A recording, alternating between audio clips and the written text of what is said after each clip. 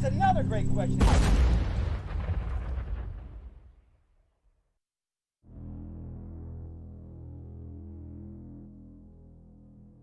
From the Gettysburg Museum of History Studios, high atop Baltimore Street, in a maximum security facility complete with central air, it's AG Today. Hello, folks. It's Patrick Gorman. Hi, this is Jake Busey. Hi, this is Bruce Boxleitner. This is Tom Vera from A Gettysburg Christmas. Hi, this is Bo Brinkman. And you're listening to Addressing Gettysburg. I'm glad you're listening. Thank you. There's a devil to pay.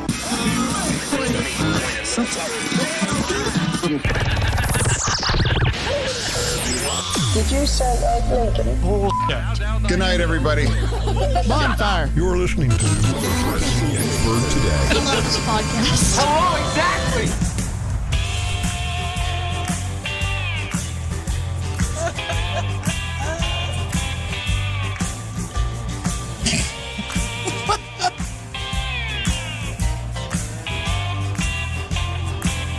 Oh my God. Yeah.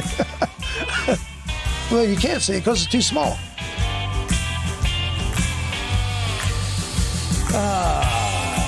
Hello, everybody. Welcome to this episode of Addressing Gettysburg Today. I am wearing my sunglasses because I am too ashamed to look you all in the eye.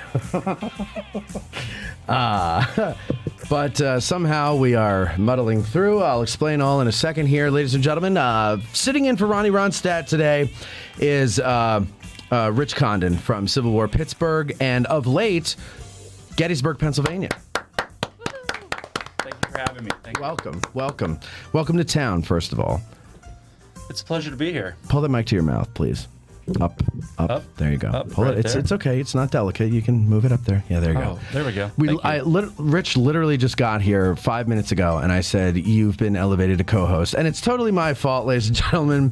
The title of this episode is Matt Needs a Ring Camera. And, well, I was going to go, instead of doing the show, I was just going to go get a Ring camera. But instead, what I've decided to do is get one tomorrow and install it here, because here's how it works. This is, as we say in the intro, or as Huevos Grande says in the intro, from a maximum security building. It is maximum security. I'm the only one with a key.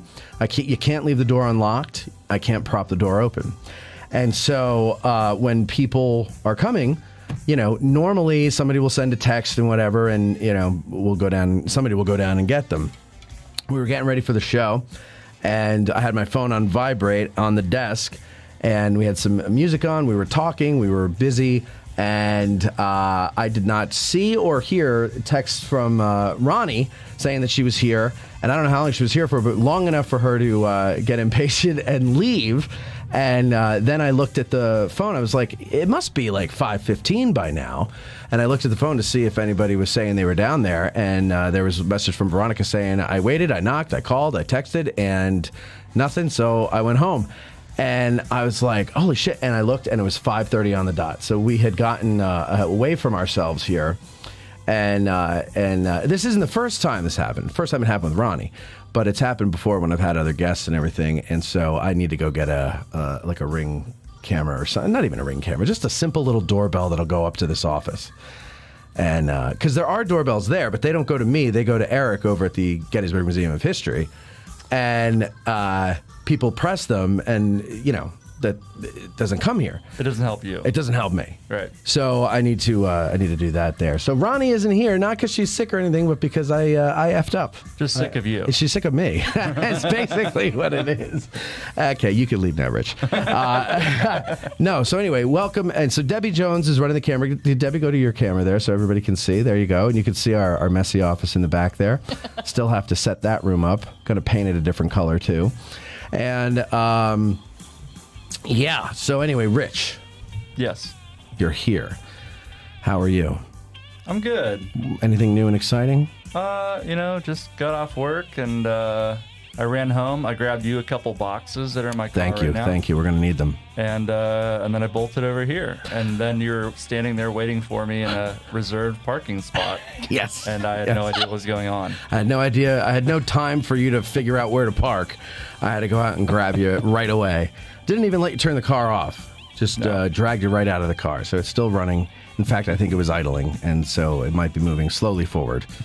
into the other parking lot. But either way, now you just moved here. I did. Yeah, it's been about a month now. And you're living on the north end of town. We're not going to tell everybody where so they don't stalk you, but Thank you. you're up there that way in the north Yes. end of town near me. And how are you liking it so far? I'm loving it. It's I've been waiting for a while to get back to Pennsylvania, and I feel right at home here. How do you like I mean, Pittsburgh is home, right? So how do you like Gettysburg compared to Pittsburgh? When I'm driving around the streets of Gettysburg, I feel like it's kind of like a little Pittsburgh, like out like the outskirts of Pittsburgh. Oh, yeah? Yeah. Why is that? It's kind of like the neighborhood that I grew up in, close to it. All right. I grew up in the city, but the older I got, we kept moving further and further away from the city. So this kind of feels like the last home that I had back in Pittsburgh. What part of Pittsburgh did you live in? North side. North side. Yeah. Oh, so you're on the north side of Gettysburg. Right. So really not much has changed. No. No, okay, good. Now, Just about a 3-hour difference. yeah. Now, where were you before? I forget what park you were at already. So I was in Beaufort, South Carolina at Beaufort. Reconstruction Era National Historical Park. All right, so I did kind of get it right earlier when I said that.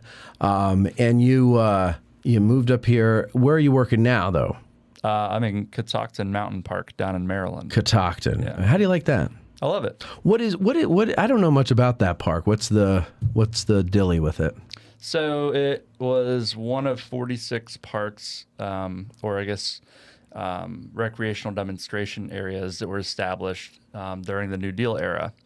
So through the Civilian Conservation Corps and the Works Progress Administration, they kind of gave this place new life in a place that was once all farmland. It saw some rebirth in the 1930s, 1940s. And so it basically has been used as kind of still a recreation area for people from Washington, from Baltimore and surrounding areas. Like a place to summer. A place to summer. That's a nice way to put it. Yes. But there's so much more to it. I mean, there's a lot of different stories that we're digging into there, both natural and cultural resources. But it also has given me a little bit of I worked in a Civil War / Reconstruction park for the last 4 years or so. Right. So now this has kind of given me the bandwidth to do that kind of stuff outside of the workplace again. It's a change of pace for you. It is. Yeah. And now, so is High Rock part of Catoctin? I don't believe so. It's near it, though, right? I think so. I mean, the two main vistas are Chimney Rock and Wolf Rock. Okay. So that's not High Rock. No. But have you ever been up there? I don't think so, no. Oh, it's quite a view. Quite a No, view. I have not. When I remember driving to get up there were some areas that looked like, I don't know what the word would be, like planned Okay. neighborhoods, where Right. like they looked like they had like either government housing or maybe some corporation, like back in those Interesting. days. Okay. I can't remember what it was called, but they all look the same. They're all exactly the same, little Right. box houses and stuff like that. It's kind of cool. Here, they do have places people can camp out in this park. Yeah. Including some cabins that are from the 1930s, 1940s. Yeah. So They were built by the CCC. and you can That'd be cool. what's that, Deb? So that'd be cool. Yeah, it would be cool. You can rent those, right? Is that You what it is? can. Or Yep. yeah. Yeah. So there's no wait, and that's a state park. No, it's still national. Oh, park. it's still a national park. Okay, good. So you're still in the National Park Service. It's just. I it's have in- been there, and it is gorgeous. I imagine you'll be getting lots of people for the fall colors. Oh yeah. Next month's gonna be busy, but it's like I said, it's kind of stepping out of what I'm used to, Yeah. being a 19th century history guy. Yeah. So I feel like it's kind of broadening my horizons a bit too. Well, and that's kind of the beauty of working for the Park Service, isn't it? Like if you go around to different parks, you have no choice. For the sake of your job, you have to learn. I mean, you can New- choose where you go. It's just what are the jobs available? you Well, know? sure. Yeah. This I took because it seemed like a great opportunity for me to kind of work on my career, but also being closer to home. My girlfriend and I really want to get back closer to Pittsburgh, and this is I didn't even realize that Gettysburg was as close as it is to my new job. Like we were looking in Frederick initially for homes, but it's astronomically expensive Yeah. compared to up here. But Yeah. it's also kind of slim pickings in Gettysburg. Very slim pickings. Yeah. We We went got through that super too. lucky. We had it. Did you hear the story about the cat piss house that we? No, tell. Well, it's the short of it is the audience already heard it. So the short of it is that we went. There was this house out in Fairfield. Suited all of our needs. My favorite part was that it had 2 wood burning stoves. I was very excited about that. I hate paying gas bills, and we went in to look at it, and we walked in. The first room we walked into smelled so heavily of cat piss. And then the management company gave us this, run around. We're like, can you fix it? Can you do something about that? And they're like, well, nobody smells it. I was Did they there. just act like they didn't smell it? They act like they didn't smell it. They said their contractors That's a good didn't smell tactic. it. Yeah, it Yeah. is. And gaslight the people that are going to rent your place. And I don't know if this is a thing that everybody does. Actually, I think it is a thing that everybody does because the landlord we have now did that. But excuse me, they make you go and fill out full application and everything, background check, all that stuff, financials, and you pay like a $50 fee. And then if they like you, they'll show you the house. So they're not even going to waste your time or their time showing you the house unless you qualify, right? So the girl's telling us, there's 2 other couples behind you that are also interested in the house, and we only really give you 2 days to make a decision, And I'm like, okay, well, we would take it if it didn't smell like cat piss. Right. And she's like, yeah, but we don't smell it. We don't smell it. We're like, okay, fine. That's it. And then we're done. The next day she calls, and Cindy, jump in if I'm getting this wrong. The next day she calls and she's like, oh, our painter went in there to look and see what he has to do, and he said it was overwhelmingly smelling like cat piss, which was exactly the words I used. And so she's like, so they're going to tear up the carpet and replace it. And I said, okay, great. When are they going to do that? In the next day or 2. Okay, so then can we go look at it afterwards to make sure it doesn't smell anymore and it's not down in the floorboards? Well, now we're into day 3. There's those other couples. We only give you 2 days, so you need to make up your mind. We're going to fix it. And I go, yeah, but I want to make sure that it's fixed. And she's like, well, we can't do that. And so we're like, okay, fine, goodbye. And what was it? The next day, Sin, she calls and she's like, oh, the carpet's replaced. If you want to go take a look at it and see if it's up to your standards or whatever. And we're just like, no, F you. Like, we're done. We don't like the way you do business. We don't want to do business with you. As last we checked, it's still listed. Oh, wow. And they lowered the rent. They lowered the rent? They lowered the rent. Oh. Yeah. So, yeah. And you're not going to go back to look at it? No, we you? found a place. No, we found a nice place that we're brand new. It doesn't smell like anything but brand new. And that's up north of town. And so we're going to go. Neighbors. Yeah. Well, yeah. When you're on the north end, we're north of. Yes. But neighbors enough. Right.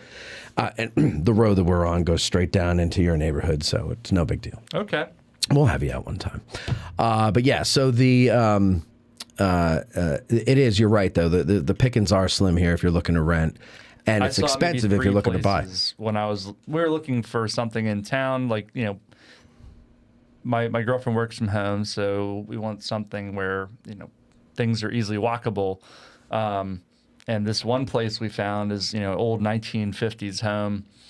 I'm pretty sure our landlord, because it's a duplex, she's been in the house since shortly after it was built, or maybe the same year it was built. Which is, what, the 40s, 50s? 1957. It was 57. built. Yeah. Wow.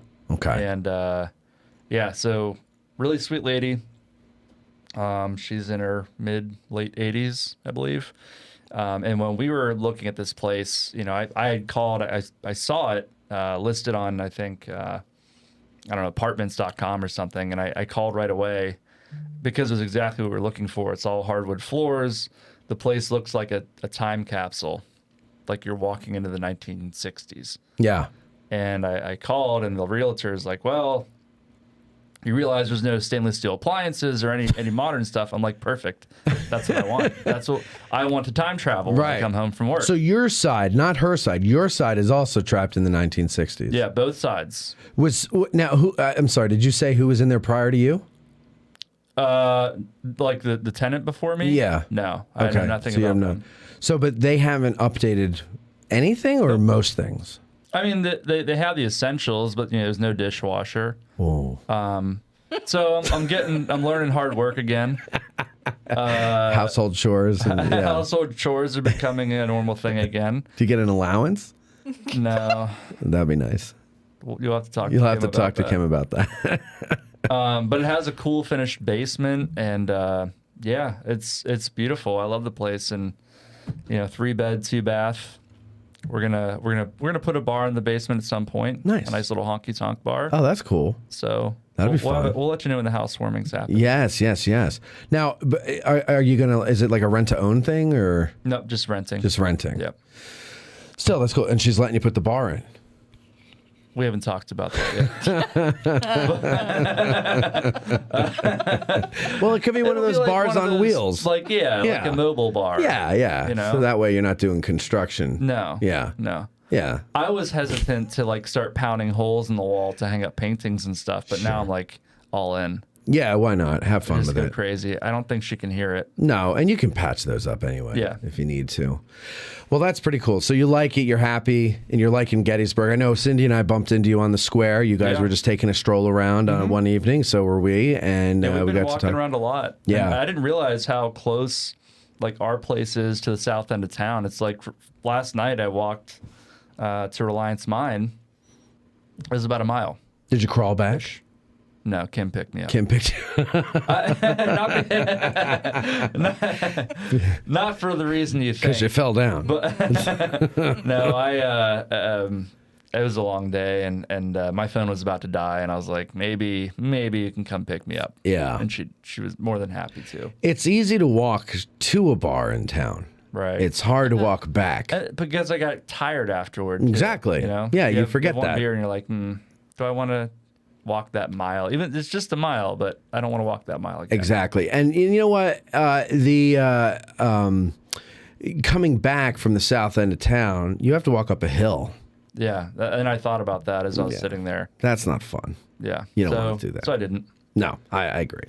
Ty Webb in the comments section. Ty cracks me up. He says, glad Matt took off the shades. Was starting to think he was Roddy Piper from They Live. He looked like he was here to kick ass and chew bubblegum, and he's all out of bubblegum. That's true. I got more of a Jim Jones kind of vibe. Jim Jones. Yeah, that's more like what I feel like is Jim Jones. Yeah. Let's see. What else? How about you, Debbie? What's going on with you? Anything exciting? Not recently. I am planning on going out to the Pennsylvania Renaissance Festival this weekend. The Ren Fair. Yes. Where's that?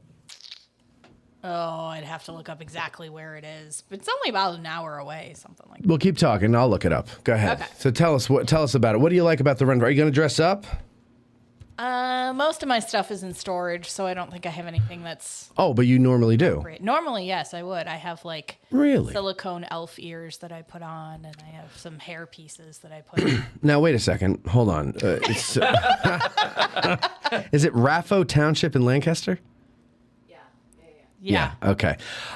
So elf ears, what does that have to do with the Renaissance? So when Put the camera on you so people can see your pretty face. Aw. Okay. there we go. There you go. Okay. Okay. So when you say Renaissance Festival, it's loosely based on the actual Renaissance time period. That kind of provides the framework. So you have usually there's somebody portraying Elizabeth II or Mary Queen of Scots or something like that.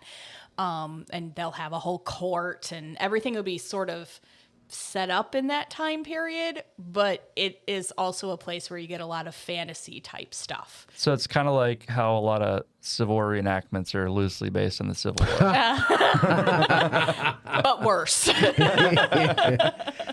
have actually at the reenactment this year. I did see people with elf ears on. So the lines Somehow are that getting doesn't blurred surprise between me. reality and fantasy nowadays. It says here it's at the Mount Hope Estate and Winery in Mannheim. Is that right? Yes, that sounds Okay, right. that sounds better. Yeah. Now, do they do jousting and all that stuff, or is it just do. really? And that's usually one of my favorite parts to watch. I just think it's so fun. That's this weekend. It's actually been going on since end of August, and it runs all the way through the end of October. every weekend. Really? And each weekend is usually themed. Like this weekend is Shamrocks and Shenanigans, so it's all Irish themed. Okay. But there's also, like, they did one that was pirate themed and different things like that. So like so real things, but also fantasy things. Mm-hmm. And this is the fantasy weekend, or people just do that no matter what the theme is? People do that no matter what the theme is. Does that? Well, you do it, so I guess it wouldn't bother you. No. Does it bother other people? Like, are there purists who get mad at that?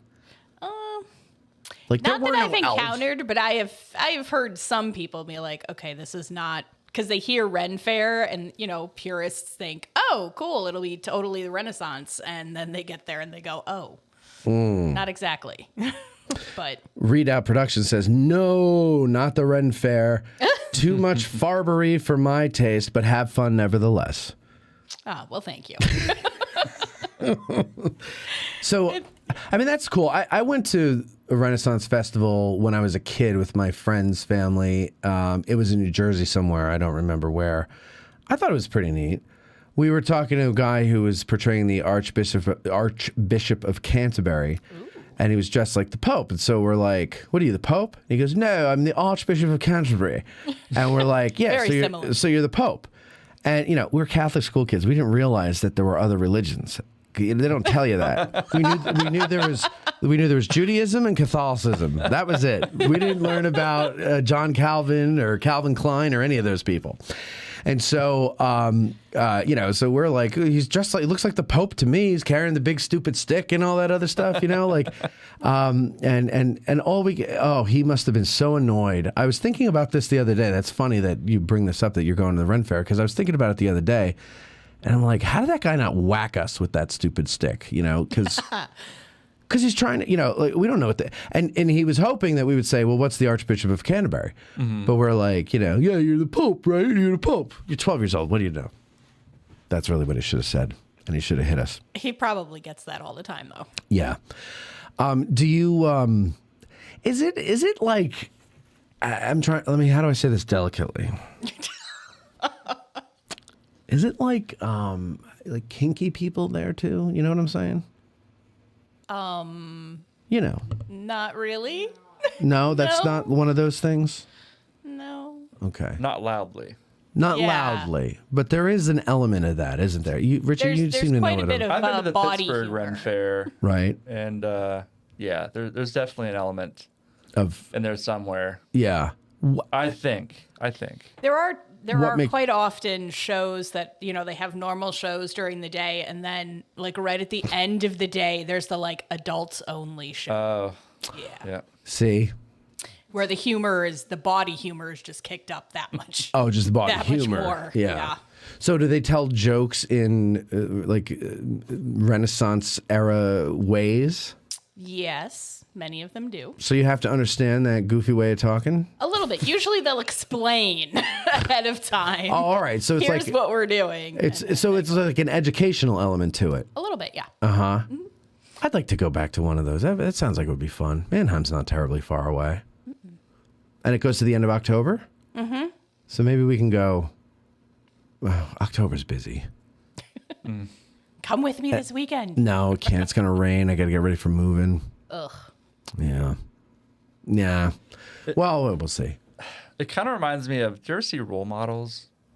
Is that the one with Mark Wahlberg and No, Sean William Scott and Paul Rudd.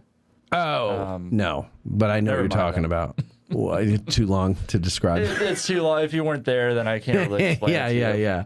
I got you. All right. Let's see. Mannheim should be there, or shouldn't there be steamrolling? All right, Ty, swing and a miss. Swing and a miss. Yeah, you spelled there wrong, and you corrected yourself later. Okay, very good. Malefunction said he liked too much farbery for my taste. That was a good line. He figured you had already been whacked with the stupid stick, says Marie. Thank you, Marie. Talking about the Archbishop hitting me with the stick. She's right, though. The sixth question says, the Church of England compels you. Wham. Shakespearean insults are some of the best insults, says six questions. Sure. Yeah, if you could understand them. And then Michael Walker says, Cooper's Lake Ren Fair near Pittsburgh. You know that one? Yeah. You familiar with that one? There's also one happening near Baltimore, I feel like. Right probably. Now. Yeah. Oh, he says there's an island that gets very adult. Oh. What? Do you know what he's talking about? No. What's the name of the island, Michael? Like near Pittsburgh? Near Pittsburgh. That's what he says. Cooper's Lake Ren Fair near Pittsburgh. There is an island that gets very adult. Huh. That's news to me. Well. Interesting. Don't they like camp out in the dirt and everything? Who wants to do that in the dirt? Weird. There's a demographic. I know. No, there's a demographic for everything. What am I saying? Of course. Yeah. Of course. So what have we got going today? We don't really have much going today, except that Richie's here, and we miss you and stuff, and we want to talk to our audience as always. And let's see. Let's see. What I'll do is this: we'll take a break, and I'll set up the phone line in the meantime because I didn't do that because we hastily got started because we were late. Set up the phone line in the meantime if you want to call in, talk about anything. Ollie says that he wants to call in a little later and update us on the goings-on in Hawaii still with the fires in Lahaina and what the latest with that is. And that's that there. Oh, I have a Pete Carmichael. Pete Carmichael has made it to the soundboard, ladies and gentlemen. Nice. Here he is from last week's show. He stood as erect as I am now. So there you go. Pete as Does Pete know he's now part of the soundboard? well, if he's watching, he does now. I'm not really sure though. No. I think I did say after he said it, I'm going to put that on the soundboard there. Now, this is just a hypothesis. All right, so what we'll do is we'll take a break and be back with your calls if you want to call in and other things, listener email as well. We'll be right back.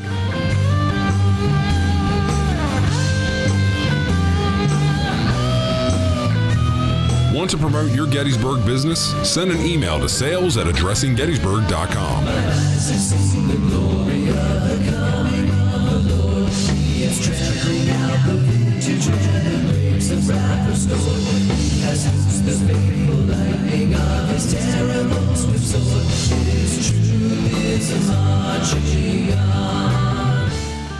Want the freshest cup of coffee in Gettysburg? Then visit Bantam Roasters, formerly 82 Cafe at 82 Steinway Avenue. They roast all of their coffee in-house, and they have a full coffee bar to keep you caffeinated during your trip. Visit them at www.raggededgerc.com for their menu and shipping options for all of their freshly roasted coffee. Use promo code Hancock for 10% off your order in the cafe.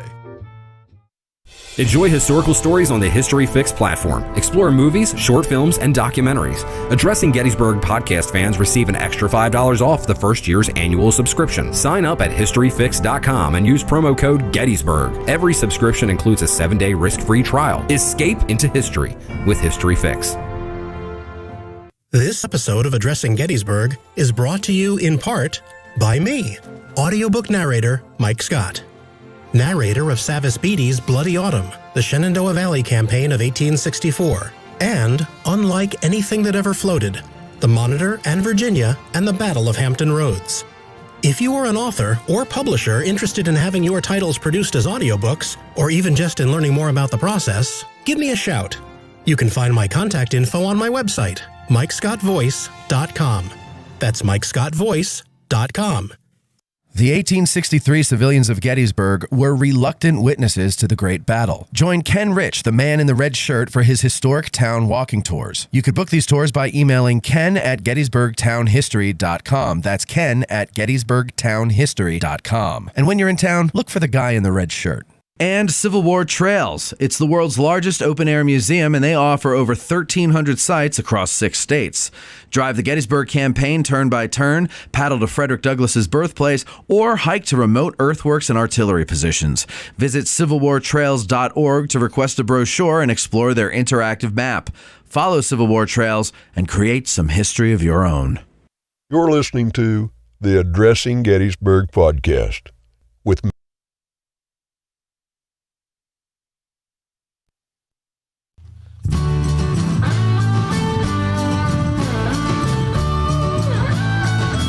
Listening to the man who refuses to travel while single. I love that I never read these before I start doing. Okay, all right. You're listening to the man who refuses to travel while single. Here's Matt. Thank you, Pueblos Grande. All right, so we're going to actually I want to the phone number is 717-420-1978. We want to hear from you, ladies and gentlemen. Richie Condon has a question that he's going to pose to us here in the studio, to we here in the studio, and then we want you to call in too because he said he wants to hear from you. So, guy, what's the question, Rich? Yeah, so of course we've been talking about me being kind of new to town. Been here for about a month now, but I've been visiting Gettysburg since I was about 12 years old, and that 20 year time span. I've only visited the battlefield. I've done a lot of the touristy stuff. But now that I'm a card-carrying resident here in Gettysburg, I need some good suggestions. What do you do? Like what bars, restaurants? Well, bars and restaurants. Okay. Oh, we can help you with that. Anything. We know that. Literally anything. All right. Let's start with you, Debbie. Why don't you give them some of your advice? Because you recently moved here, so you have a fresh outlook on it. It's all kind of become an old hat to me. So... Bars and restaurants. Ooh. Don't forget your camera. And go beyond that. Right. Oh, yeah, we're going to go beyond that. But anyway, call in, ladies and gentlemen, 717-420-1978. Get in the queue so that you can answer those questions for him as well. Go ahead. All right, so starting with bars and restaurants, I am a big fan of ABC, Appalachian Brewing Company. I mean, there's a group I get together with every Saturday night, and we're always there. What else? Farnsworth House is really good too. Mm-hmm. I usually pick that over Dobbin. Do you? Why is that? Dobbin is good. I don't know. I think I just like the food there just a little bit better. Okay. And the atmosphere, especially when we go into the tavern or into the garden after I get out of the car tour. Right. Yeah. Well, the beer garden is a nice atmosphere. Mm-hmm. I think I actually went there on, I think it was Sunday. It was a long day. I actually went to Antietam for the anniversary. Oh, yeah. Came back. Him and I went to Farnsworth House. In fact, we tried going to Dobbin House initially. There's a line around the corner.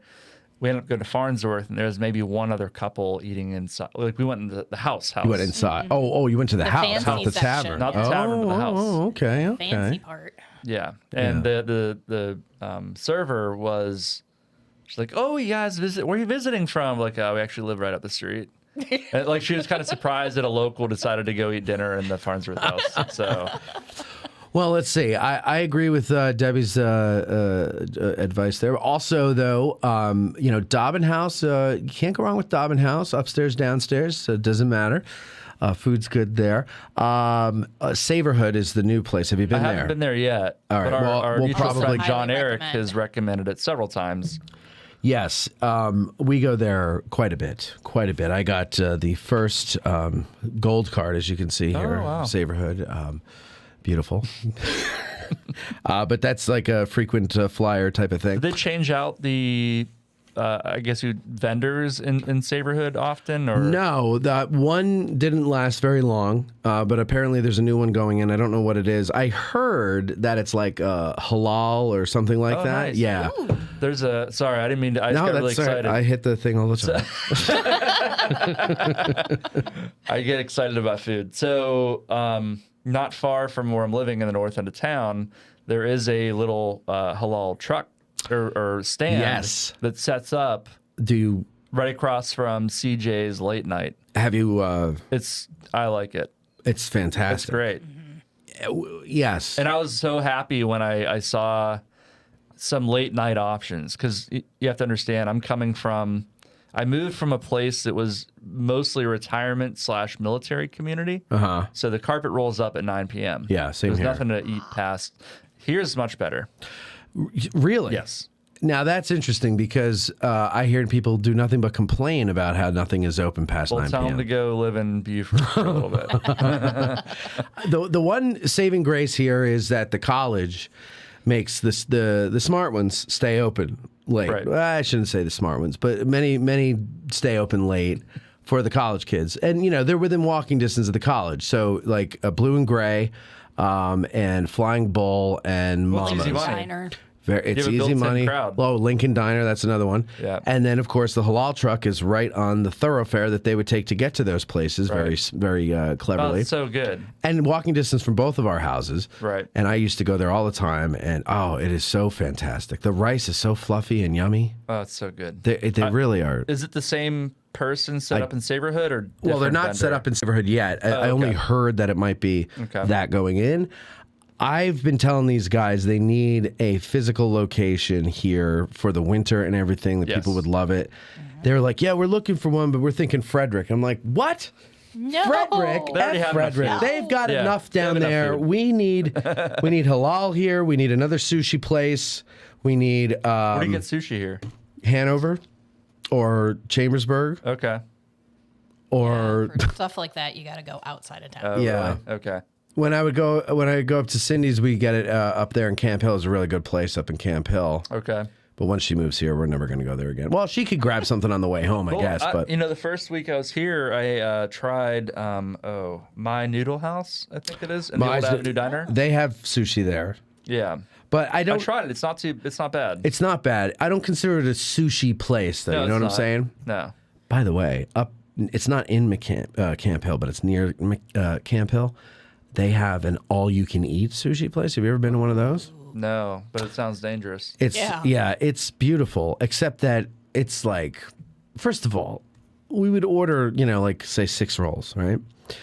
And before you could sneeze, she's bringing it out to you. I'm like, how are you doing this so quickly? Probably because they're constantly making these things and they're sitting there waiting to be plucked. And the hot ones take a while. They'll do those hot. Right. But, I mean, if you want sushi in a pinch, it's like $23 a person and you can get all you can eat. That's not bad at all. No, because when we go to a regular sushi place and we order like 7 rolls, it's like $35 a person. Right. So but you can definitely tell the difference between $35 a person and $23 a person. Yeah. But like I said, in a pinch, when the other places are closed and we're hankering for sushi, we go there. Okay.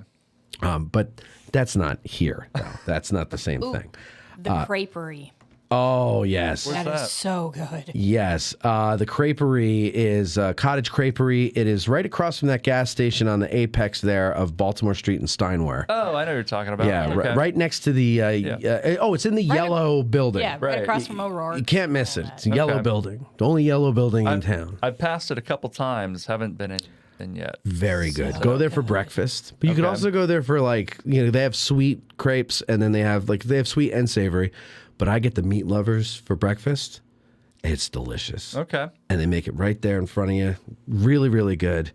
What else? God. Oh, there's A couple of people have suggested Gettysburg Eddie's. Why haven't they called in to suggest it is the real question, right, guys? Gettysburg Eddie's is a good place, too. They've got good wings. So do you like wings? Oh, yeah, of course. Okay. Tommy's has good wings. Okay. Gettysburg Eddie's has good wings. What about Fourscore? Fourscore has... I love Fourscore's food. I haven't been there yet. Oh, I tried to go last night, and I walked up just at about 8 o'clock as they were closing. Yeah. Honestly, as you know, breweries are it's just everywhere you turn. There's a brewery coming, popping up everywhere, right? No matter what town you're in, it's just brewery. Fourscore is my favorite. I think their beer is very tasty. I like their stouts. Okay. It's good stuff. It's good, and the food is good. I love their chicken nuggets, chicken tenders. Okay. They had this Brussels sprout bowl, which they didn't have last time I was in there. I hope it's a seasonal thing that they'll bring back for the winter. That's really good. So yeah, definitely go to Fourscore. And I don't know. There's a lot of. There's so much more happening here than when I was growing up and visiting town. Well, as far as food goes and stuff like that. But you were also 12. I visited after I was 12 too. Oh, that's true. Yeah. I wasn't just 12 years old visiting, and I, fast forwarded to 34. Yeah, right. So you have explored as an adult I've explored as what's an going adult, on here. Yeah. I think because you're seeing around the whole country, there's like a food explosion. Like people are really into food, and it's your generation, it's your age group, the 30-somethings. They're doing it. They're patronizing these businesses. They're creating these businesses, and I love it. I think it's great, right? Because it's just a lot of variety, and it's different from what people my age or older are used to.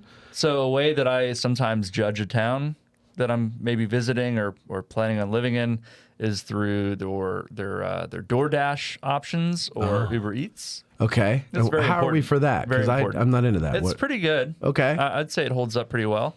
Okay. Compared to other places I've lived. It's all about convenience. Yes, it is. We are a Also, I convenience-loving love country. that I have access to Italian food again. Yeah. That wasn't really a thing where I just left. Really, down in Not a lot of Italians down there. Chattahoochee, wherever you were. Not a lot Yeah, of sure. Italians. No, that's right. Yeah, they don't it's allow not. them. And like growing up in Pittsburgh, we have a whole smorgasbord of options to choose from. So I was spoiled growing up. Yeah, that and you put French fries on everything. Your Yeah, of salads, course. your oatmeal. Yeah, Right? Our oatmeal, our Your spaghetti, grapefruits, yeah. just peanut butter jelly French fries. sandwiches, Yeah, just French fries French on it fries all. and everything. That's weird. You would think that Pittsburgh invented the French fry with how much. Mike, 6 questions lengths. You're on the air. Hello, guys. Hey, Mike. There we go. So, what would you recommend to Richie? Where would he go? Oh, well, I'm listening. You pretty much covered a lot of ground there, but I'm going to go with hamburgers here. The best hamburgers in town, in my opinion. Good. Okay? Okay. Gettysburger Yep. is Good the choice. standard, but the parking there is a nightmare. Nightmare. But if Thank God I don't have to park many parking- places here. That's right. You can walk. Yeah. But surprisingly, the best hamburger in town, in my opinion, is Fourscore. Okay. Oh, I've never had their Fourscore has the hamburger. best hamburger. I love their chicken so much. I've Oh, never yeah, had their it- hamburger. Oh, it's really, really good. Ooh, and you know so what? You know I what? really emphasize that one. Mike, have you or Debbie, have you tried Food 101?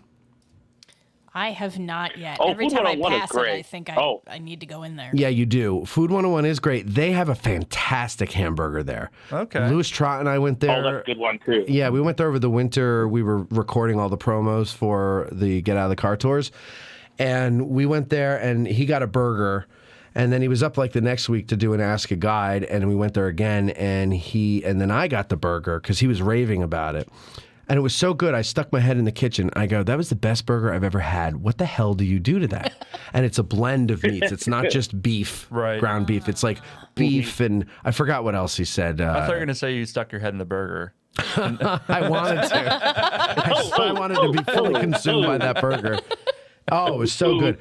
So if you're looking When he for a says good food is an burger, experience. yeah. There's a place that does that in Frederick, too. I think they have a spot at Old Mother Brewing. Okay. And I think they call themselves 50-50 because they do like half beef and like half bacon meat. Oh yeah. So it's a heart Ooh. attack on a bun. Oh my God, I love that. So naturally, I can't touch They it. just grind the beef into the I meat. guess so, yeah. Oh, that's the best way. I'm sorry, the bacon into the beef. Yeah. That's the best way to do it. You know, because you don't have to worry about. You know, sometimes you take a bite and the whole slice of bacon comes off with the bite, and then you're like, oh, They damn solved it. that problem. Yeah, they They solved thought the of it. problem. It's in the beef. Oh my God, that's fantastic. Yeah, we have some good food here. But here's the thing, though. Hold on, Mike. 1 sec. Sorry to interrupt you. Here's the thing. You will find during the season, you're going to get sick of waiting 45 minutes to 2 hours for a table. So you learn what the restaurants outside of town are, and then you go back to these restaurants during the off season. Right. The locals got to keep these places alive during the off season so that they're there in the summertime. But yeah, it is still nice to sit out, like say at Fourscore, and have a beer sitting in the sun because they have outdoor Right. seating. So I you guess know. I'm moving here like just in time for things to kind of slow down a little bit. Well, too. you moved here in This has been a really I got here at the tail end of August. yeah. So July and August, everybody I've talked to says that after Bike Week, it just goes off a cliff. You know, just nobody's here, and it's sad And I it's just scary. missed Bike Week, right? Bike Week is second weekend of July. Yeah. Right Oh, after the okay, okay. anniversary. Yeah. Mike, go ahead. What were you going to say? I was going to reiterate what you said about Food 101. I think that's probably one of the best sandwich shops in town as well. Just some of the best sandwiches in town come from Food 101. Absolutely. Yeah. I love the club. The club is pretty good because they use real turkey. They don't use like cold cuts. Right. They use like real chunks of turkey. It's good stuff. Oh, yeah. Oh, yeah. You have to make a soundbite out of that, please. Yeah.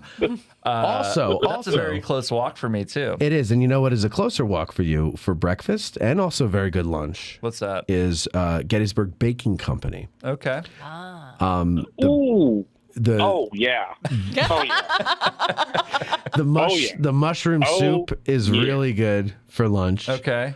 Their sandwiches, I haven't had a bad one yet. I haven't had bad anything. I mean, it's really good. I go there for The name breakfast. again? Gettysburg Baking Company. It's right on the Okay. square next to Lark. So it'll be in Okay. the northwest corner of the square. Okay. That's where you got to go, right by the pub. The other one that I'm really curious about too, and I don't know if you all have tried this yet, because I think they're a little bit newer, is Sign of the Buck. Cindy and I were just there with Eric Dorr and his wife Cheryl the other night, a couple of weeks ago. Very good. Okay, good to know. A little pricey. Yeah, but you know. Smaller portions, Our bigger anniversary's bill. coming up here soon. Perfect so- place. Okay. Go there for your anniversary. Or if I can give you some Or Tommy's Pizza. Or Tommy's Pizza. That may not score you any Or points for the Friendlies. anniversary. You're gonna have Friendlies. You can get her one of those Sundays with the little hat and the eyes made of Reese's Pieces. Nothing says 6 years. like I've got one more thing. What? Go ahead, Mike. I've got one more thing. Best hot chocolate in town is going to be the Gettysburg Chocolate Market. Yes. Right there on Baltimore Okay. Street. Right by a cigar company there. Okay, yeah. And by the way, if you go to not Food 101, Blue and Gray, Okay. their burgers are really good too. And I love, as an appetizer, they have like a seared tuna thing with these really good dipping sauces and everything. I've had enough fish. You've in had the last enough. couple You're of done years. with fish. Yeah. Oh, I love fish. Coastal See, living. that was something that I've really enjoyed is getting really good seafood because, well, I'm originally from Michigan. Okay. And while we have the Great Lakes and there's lots of great lake fish, things like crab and more seafood type, I don't get very good stuff when I'm out of Michigan. So I'm, learning to really appreciate being this close to the Chesapeake and to the ocean and getting really good seafood. Oh, speaking of seafood, just about 20 minutes, I guess, south of town is a place called Dave and Jane's. Okay. You Out can by go get Fairfield, crabs and stuff. Yeah. Oh, I had, I think last week I went to a place in Thurmont next Chubby's? to work. No, it's Furnace Crab House, I think. it's called. No. Oh, I didn't know there was another crab. It house. was all you can eat crabs. Oh by Yeah. the By the time I was done, I've kind of perfected. It's an art form now. It is. Yeah. Do you stack your shells and everything? I knew it. Oh, God. I knew it. Look at God damn it, Rich. You jinxed us. You jinxed us. Well, look who's barging in now, ladies and gentlemen. And you thought this wouldn't happen. I'm only here for a few minutes. I thought I'd stop in. Why? Why just a few minutes? Pick up this headphone. You know the day I had. Wait, hold on a second. Yeah, you gotta. Sorry, Deb. Nope, no worries. All right, so let's see here. Cam, the great Cam Mallow is here with us. Cam, go ahead. Tell us what. Well, first of all, before we even get to that, let's. Sorry, my ADD is kicking in. All right, let's finish. Where would you recommend? Rich just moved to town. You know Rich Condon, right? Yeah, we went to How's it school going? together. Oh, that's right. Yeah, You we went to did. school together. Yeah, we're College. both Shepherd alumni. All right, we'll get to that in a second. So, okay, so you what would you recommend? He just moved to the area. What would you recommend to him as places to go and eat and everything like that? Because we all know you're a connoisseur of fine cuisine. don't look at me. I don't know the right ones. He just eats plain hamburgers wherever he goes. Pretty much, yeah. Actually, not anymore. What do you eat now? Oh, that's right. You're Mr. Diet. Cam lost 67 pounds in the last month. No. What? About 35 pounds. Okay. That's still impressive. Oh, congratulations. That's really good. Yeah. Woo! He's very committed to losing weight, and every night you go walking, right? Yeah. Is that why you can't stay long? No, I'm waiting for my father. He's coming up to help me. We got to take 2 vehicles, a load of stuff down for the Living History this week. Ah, that's right. Okay. So Where's the Living History? Moorfield, West Virginia. Oh, cool. Is it Heritage Weekend or something? Yep. Yeah. Okay. So that's what I would say there. Mike, do you have any others for Richie? No, I have a question for him, but since the great Cam has come in, I'll just shelve the question for next time. There you go. And Next time he's we'll on, you talk can. to the great Cam in here. So. All right. Exactly. Have a good night, guys. Thank you, Mike. You Thank too. you, Mike. Hey, Mike. Thanks for the call. I would also say out of town. Okay, so Dave and Jane's down southish, around Fairfieldish area, southwestish of us here, and then also go to Fairfield. There's Ventura's. There's the Mansion House. Mansion House would be another good place for an anniversary. Okay. And then there's Taverna, which we go to quite often. Very good food. It's Also out in Fairfield? It's just outside of Fairfield. I think it's actually in Carroll Valley. It's right at the foot of Ski Liberty. Okay. Really good food there as well. And also, you never have to wait for a table because you're not in. So, like, That's my favorite you part. got to go out of town sometimes To get that experience. Well, people are, One more before we right table this. Go ahead. Mama Ventura's. Yes. Your thoughts? I haven't been there yet, but I pass it all the Good. time. So I'm very snobby about Italian food because I grew up in North Naturally. Jersey. Right. Okay. And I'm half Italian, and my grandfather was a very good Italian cook. And Mama Ventura's, good Italian food. Antica Napoli, great pizza. Okay. Okay. That's just like a regular pizzeria type of thing. Right. But very good. La Bella Italia, they got the pizza, they got the full dining experience. And then just north of town, up by the car wash on the Carlisle Road, is a place called Deliso's. I don't think I'd seen that. Yeah, that's worth a try. And then what's the place, Debbie, out on the Fairfield Road? Angelina's or Angel. Oh, shit. Something like that. Something like that. I don't remember, but there's a good place out there, too. Wait. We got one more caller who has a recommendation on where to eat. Marie, you're on the air. Hey, how you doing? Hey, good. How are you? Good. Fine. Hey, I think you still need to try this place, but Sweeter Than Sap for pastries. Ooh. Yeah, is that a new place, right? On York Street, you said? Yeah. Where exactly Her on York cinnamon Street? rolls are awesome. I was looking for it the other day. I couldn't find it. It's down the street, actually, from the bookstore. On the same side? Yeah, for the historian. Yeah. And is it wait, can you turn your radio down, please? We're hearing the delay in the background. Turn the TV down, will you?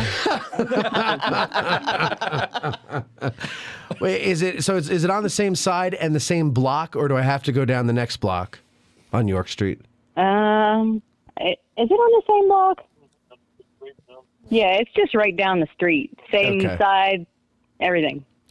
Also, Upper Crust. Have you been to Upper Crust? I haven't, but it looks massive. It's massive and it's pretty good. Right. Have you tried that, Marie? No, I haven't. All right, give that a try next time you're here as well. The one on the Fairfield Road, by the way, is Clementina's. Clementina's, thank you. You're welcome. Clementina's very good little pizza place. Those are the ones that get my North Jersey seal of approval. All the ones that I, the sauce is more on the tart side than the Right. sweet side. My grandmother was off the boat Sicilian, so I'm a bit of a snob. Okay, good. So you'll understand. yeah. Well, then you want to go to Antica Napoli because his family, they're Sicilian. Okay. Yeah, like his parents were off the boat, so he's the son of a Sicilian. I love it. Off the boat person. Marie, anything else you'd like to add? Nope, that was it. All right, thank you very much for the call. Yep. Have a good one. Thank you. Bye-bye. All right, Cam, you're here. You're queer. You don't want any more bears. What? That's from The Simpsons. Exactly. Remember when Homer, they had bears, they didn't want them, and Homer led a protest, and he's going down the street, and he's going, we're here. We're queer. We don't want any more bears. I don't remember that one. Oh, that's like a 25-year-old episode. Yeah, I don't watch those episodes. Oh, those are good. All right. So anyway, Cameron, tell us about your what's going on with you. Well, Yeah. truck broke down, so my father's en route to help me get all of the rest of my unit's gear for the weekend down to Moorfield. So you were going to bring stuff down, and you said, car, start, and it didn't start. No, the truck. Truck, start, and the truck didn't start, and then you... And my father's driving up to give me a hand to get all the rest of my unit's stuff down to West Virginia. So your dad's... Now, how long of a drive is that for him? It's about 2 hours round trip. So is he going to stay over? No, we're driving back Is he down. going to turn right back around and go down? Yeah, I'm paying for his dinner and his gas. That's a good boy. What are you getting him for dinner? I don't know yet. McDonald's. No. No, you got to get something nice. I stay away from Wendy's. McDonald's. Wendy's? Friendlies. Friendlies. Think of a Friendlies. Get a Sunday. No, we're probably going to book it right back down the road. So how have you been? You haven't been on the show in like 5 or 6 months. Ages. Because you've been working at Fort McHenry, and by the time you get home, we're done with the show. Yeah. And you've been walking a lot, and you get home and you go for your walk and everything. So you really haven't had time to come by here. But people have been asking, where have you been? Work, more work, NPS. It takes a lot of dedication to do a good job, and So and when I are you going to enjoy start? it. What? Doing a good job. Oh, you're funny. Hey, let me ask you this. Not ask you this. I'll remind the audience that when you are done, which is what, October 22nd or 1st? 22nd, because I got one more weekend with the Pride of Baltimore too. Okay. So when you're done, as soon as possible afterwards, you're going to come on this show, and we're going to talk about your experience down at Fort McHenry, because I get the feeling that you're really enjoying this job. Oh, it's been great. I mean, especially, I'm sure you've had some fun experience with the Park Service and He you hates what it it. can offer. And got him here and got him back to Gettysburg. Yeah. No, I don't hate that. He doesn't hate it. I mean, I've had the fun of working with a great partnership through our trail, the Star Spangled Banner Trail, with Pride of Baltimore too. And part of my job, while I was hired, is to go out and do the sales. Hoist the sail? No. The trail sponsors at least 4 outings a year. Yeah. Where they pay for the weekend, and then a representative from the park goes up, joins the crew for the weekend, and you stay overnight. You represent the Park Service, and you get to talk about the war in the Chesapeake. But the cool part is I get to be actually at those sites. Yeah, I don't want to ruin when you come on to talk about your work down there, but what's the one fact about Fort McHenry that kind of blew your mind? Probably how close the British did come to winning the battle. Oh, really? So, okay, now don't tell me anymore. We're going to get to that next time. It's a little tease. Probably the stories with the Armisteads.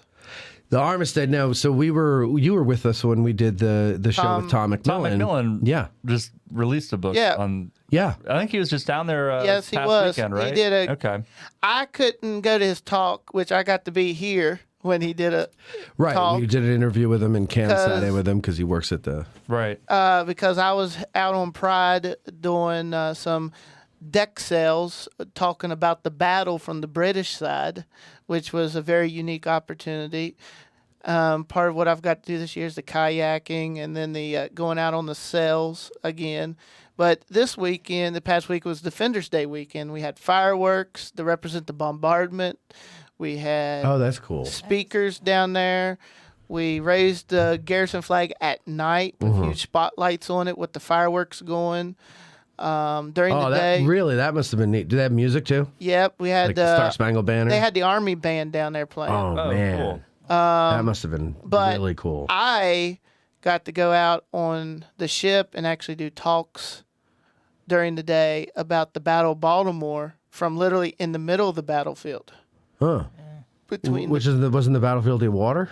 Yeah. So you were like treading water out there? No, talking I was about... on the water. I was on the ship. You mentioned kayaking. Yeah. Do you actually get in the kayak and take? So what? You get in the kayak and go out and be like, now here's the whatever. we go and out. This is... Really? Yeah. That sounds like such a fun That's really job. cool. No. I didn't know Are you that. jealous, Rich? I am a little bit. Yeah. You don't get to kayak. I didn't know. Catoctin, right? I didn't know that the trail does that kind of stuff, and I was picked out of all the seasonals, not, but because they liked me, and for my resume, reached out to them, and So it wasn't because they were trying to get rid of you. No. In the hope that you would it's drown. just they felt I was the best person Yeah. for the job.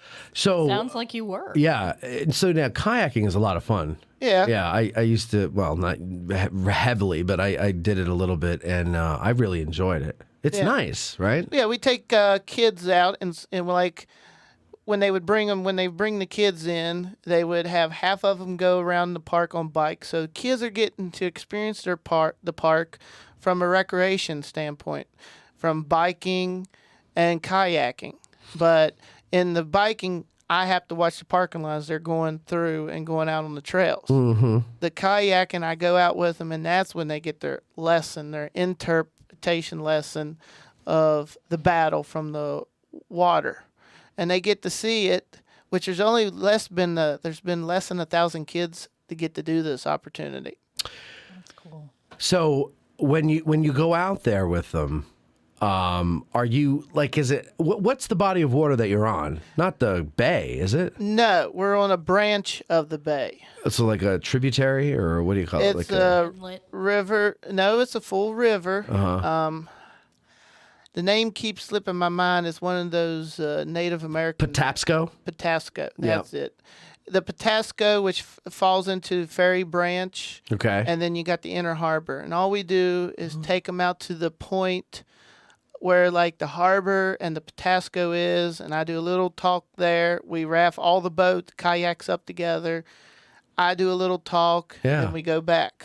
So you don't get out, you don't like get to like an island or anything? No, you just stay we there. stay in the boats. And you make an island out of the boats. Yeah. Have you ever fallen in? I almost did day one. I wasn't all the way. Great. I wasn't situated yet all the way, and they went ahead. Gave me the push, and literally I was at a 3/6 at a like a 45-degree angle. 45-degree angle. About went into the. Do you have to wear your uniform? Yep. Your full uniform. Full uniform. Pants and all. Well, what if you fall? Aren't those? What kind of shoes do you have to wear? Boots. Boots. So what if you fall in? That's going to weigh you down. You don't get to wear shorts in the boat? I just go out in full uniform. Oh man. Wow. I don't have shorts. I just went out in full uniform. Wow, that is. Because as soon as I'd be done with that, I'm back to regular operations for the day. Right. So it's not like you're doing this all day. No. I understand. Okay. We have a question, by the way. Go ahead. DPW wanted to know who was Fort McHenry named after. Oh, that is a good one. I forget his first name slips my mind, but Mr. McHenry. Yeah, it was his last name was McHenry. Yeah, He Mr. was McHenry. a, DPW. Come on. He was one of the first representatives in Congress. Archibald McHenry. Archibald. I don't know. I like the name. You know what I'm going to do, Cam? I'm going to Google it here. There's so much Who stuff. was Fort Mc? Go ahead. There's so much stuff you have to learn down there, and it's not just War of 18. James McHenry. All right, thank you.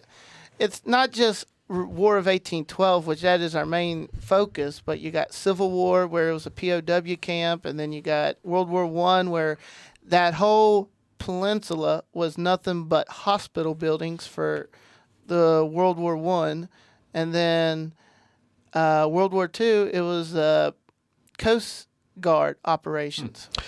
So James McHenry. So you know what the name of the fort was before it was Fort McHenry? It was Whetstone. Yes, very good. What was it? Fort Whetstone. Whetstone. With so in 1798, construction began to expand upon Fort Whetstone with brick and stone masonry to create a new, more permanent structure. The new fort was dubbed Fort McHenry, named after George Washington's Secretary of War. and Baltimore native James McHenry. That's from the National Park Service's website right there. I learned something new today. I did too. And we're gonna, like I said, we're gonna have you back on to talk about your full experience once it's over. Oh yeah, this year's been one for the books. I bet it has. No, it sounds like it. And I know you've been, you always, on the day of something, you're like, come down to the fort. We got this going on. Or come down to this. The guy come on the Pride. I'm like, I can't. Like, you got to tell me like way in advance. How far of a commute is that from here? It's about an hour, and I've done it every day this summer. It's tiring. It is tiring. It is. I used to do that when I was living in Pittsburgh and working at Flight 93. Yeah. I used to do that going up to Harrisburg when I did insurance. I had to do what's like a 50-minute drive. The every job's day. worth go ahead. it. No, it's not important what we were talking about. Go ahead, Cam. But the job is very worth it. And that I'm also forgetting our sister park, Hampton. Oh yeah. Which was enslaved. What you was doing down there. So I've been doing that too this summer. That's great. What you was doing in South Carolina, I'm been doing that off and on this summer at Townsend at our Hampton National Historical Site. Okay. I haven't been down there yet, but I want to get down there. It is. It was at one time the second largest plantation in Maryland. 25,000 acres of land. Wow. 25,000. That's crazy. 7 generations of the Ridgely family lived there. They had at one point 400 enslaved. Wow. They even would neighbors to them would even send their enslaved to be broken, according to some of the records. 25,000 acres sounds like a lot. But then I remember I went out to a ranch in Wyoming 20 years ago, and they had 67,000 acres. And I was like, wow, you have 67,000 acres? And they're like, yeah, we're the small ranch in the area. Like these other, it's insane the amount of land that is out there. Yeah. They had an iron works. Yeah. I'm sure they were like a plantation. self-sufficient little town, right? Yeah. The iron works is though underwater now. Oh. They put a reservoir in the area where it was. Oh, really? They had an orangery where they could grow their own oranges, lemons. They had their own stables for horse racing, dairy operations. Well, that's pretty cool. Now, let's get to the important. Yeah, really. Let's get to the important subject here at hand, Cameron. Okay. Richie, what was it like going to school with Cameron Mallow? You was there in Dr. Wyatt's class, I think, for film studies. Yeah. What course was that? We had podcasts we had to do in that class. Right. I think it was using media to talk about history. So basically, what you do. Right. Yeah. We're learning how to be Matt Calloway. Yeah, exactly. Before I did it. You could teach the class. I would love to teach something like as an adjunct. Yeah, that was the time my train whistle became famous down there at Shepherd. I remember the train whistle. Dr. Wyatt came back from Las Vegas about ready to shoot me. Yeah. Well, we've all been there at one point or another. I recall. No, not whenever. Oh. There it is. That thing's legendary. Legendary. At this point. It is. Not it is whenever true. I accidentally recorded that for the podcast we had to do. I accidentally put it at full volume on the mic, and then I put it in there at full volume, and then he's listening to it on a. He blew his ears out.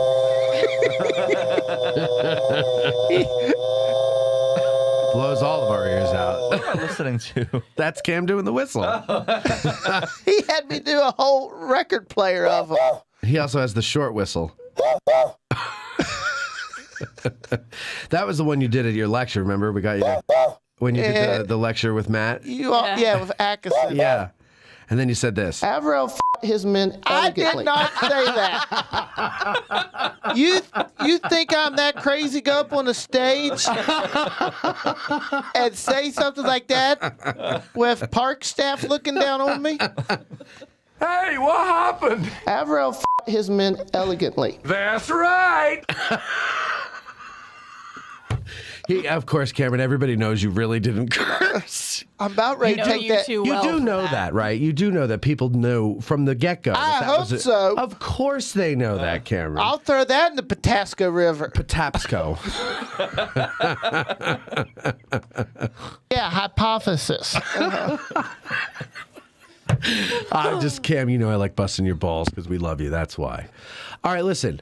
Now, did you guys have classes together or did you room together? Like, did you hang out? I never lived on campus. Oh, okay. You showed up you just showed up out of nowhere. I don't know. We didn't I know didn't where even register. I just showed up to classes. You just went to the class? But he fit right. He fit in with the whole history, all of us, and that was in history. We had a living history club there every night. I don't know if you came around for those. I didn't do that. No, we always got together every night. No, he got dates.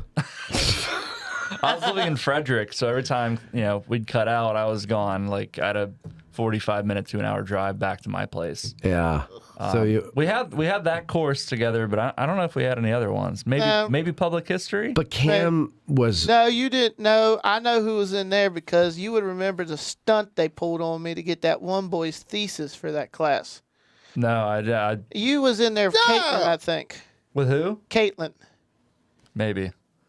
That was a while. That was 2017, I think. So yeah, it was so long ago. I can't remember what I ate for lunch yesterday. I can't either. I remember. I'll never forget the joke that they played on me in intro to public history. What? Just so they could get one of the guys his 10th thesis because we had Dr. Brasher. Okay. They made a thesis up that if Mosby could have gotten to Washington, he could have ended the war. And they know I'm not a Mosby fan. So I blew a gasket. And because we had found out that the teacher didn't know hardly nothing on Civil War. And see, so she kept hollering, I'm going to get Dr. Brumo in here. I don't know none of these questions. And they planned one. And as soon as I blew up, and she went, well, I guess that's plausible. So she was just going off our words. Cool.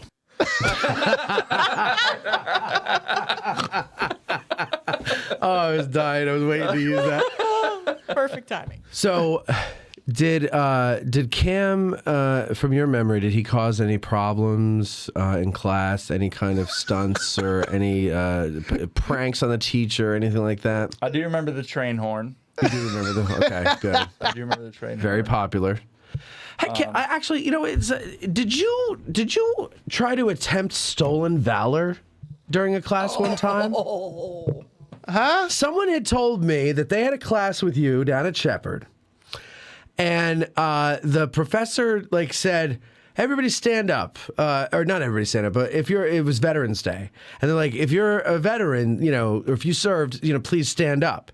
And people stood up, and you stood up. And no, I didn't. Wait, this is the story, and then we can parse it out. And then you stood up, and then one of the guys was like, "The hell are you standing for? You didn't serve." And you said, "Excuse me, I've been a reenactor since I was 12 years old." Is that true? No, I never done that. Never done that. Okay. Never would do. There it is on the record, folks. Never would do something like that. Somebody made that up then. Evidently, I don't recall doing that. If I told you it was the professor who taught that class, would you believe it then? No, I'm just kidding. It wasn't. I don't. No, Dr. Brumo. No, it wasn't Dr. Brumo. No, it was a student. It was a fellow student who said that he witnessed it. Beats me. Really? But we have him right here in the hallway. Come on in, Tommy. No, I'm just kidding. Just kidding. We don't have anything like that. I heard that story and I thought that I could see that, but I also can't see you doing that. Yeah. I have a great deal of respect for veterans because my father's a veteran. Yeah. Oh, maybe did you he would have stand? taught you better. Did you maybe stand because you thought your father was a veteran, so then therefore? My father is a veteran. No. What I'm saying that you thought because he's a veteran, therefore because you inherited his veterancy. Nope. Okay. All right. Then yeah. Then okay. This guy made it up. Maybe he was just. You can't inherit veterans. No, of course not. But No. Now you can't inherit that, Matt. Right? Now, if a loved one, shut up. If you're if you have a loved one that dies in the service, Sure. That's called the Gold Star, and Right. like you get benefits. Your kids get like free college, I think. Yeah, and but all that wasn't you though. No. But it kind of comes down to you. A Gold Star family. Or I think does. there's also so like my grandfather was a Korean War vet, and of course he belonged to his local VFW chapter. Sure. And I think after he passed away, I think at least one of his sons is an active member of the VFW because his father was a veteran. Now, I might be misremembering this, but maybe you're like a lower ranked member, right. like you Think could of be it an kinda associate. like you or- have the GAR and the Sons of Union Veterans, Right. Kind of same idea. Yeah. I used to work at a VFW, and I can't remember how that all worked, but I think it does sound familiar that there's some kind of something there. Like that membership kids. passes on your next of kin kind of thing. Yeah. Yeah, I don't there is remember. stuff like that. Okay. Yeah, I don't know. You sure it was VFW? Maybe not American Legion. Or You know what? It something? might have been American Legion. I'm trying to remember. I can't. I know that I, as a non-veteran, could join as an associate member, but certain things are not available to me. Right. Yeah. I don't know. Well, I gotta get rolling. Oh, why, My Cameron? father's at the house. Oh, tell him he can wait. No, we got camps to set up, and we get to Moorfield because this weekend we're also commemorating the 1864 Battle of Moorfield. Okay. It's the kickoff, according to what we're trying to do, to next year's 160th anniversary. Okay. We can't, so instead of doing it on the anniversary, I always post a little something. We try to now do it on Heritage Weekend to commemorate, since they have everybody in the town's got their houses open. The town's open for that reason, for Heritage. What do you mean when they have their houses open? Like you could stay there? No, actually, this weekend, a lot of people in the town will have their houses open, their historical homes, and they'll have volunteers from the schools come in, and they give tours through the houses. Okay. They have note cards they've been reading, research on the houses. So a lot of kids get involved with this 2 weeks ago. They would have been getting ready for all this. There's craft show, there's quilt show, there's tours of the town, there's kids area.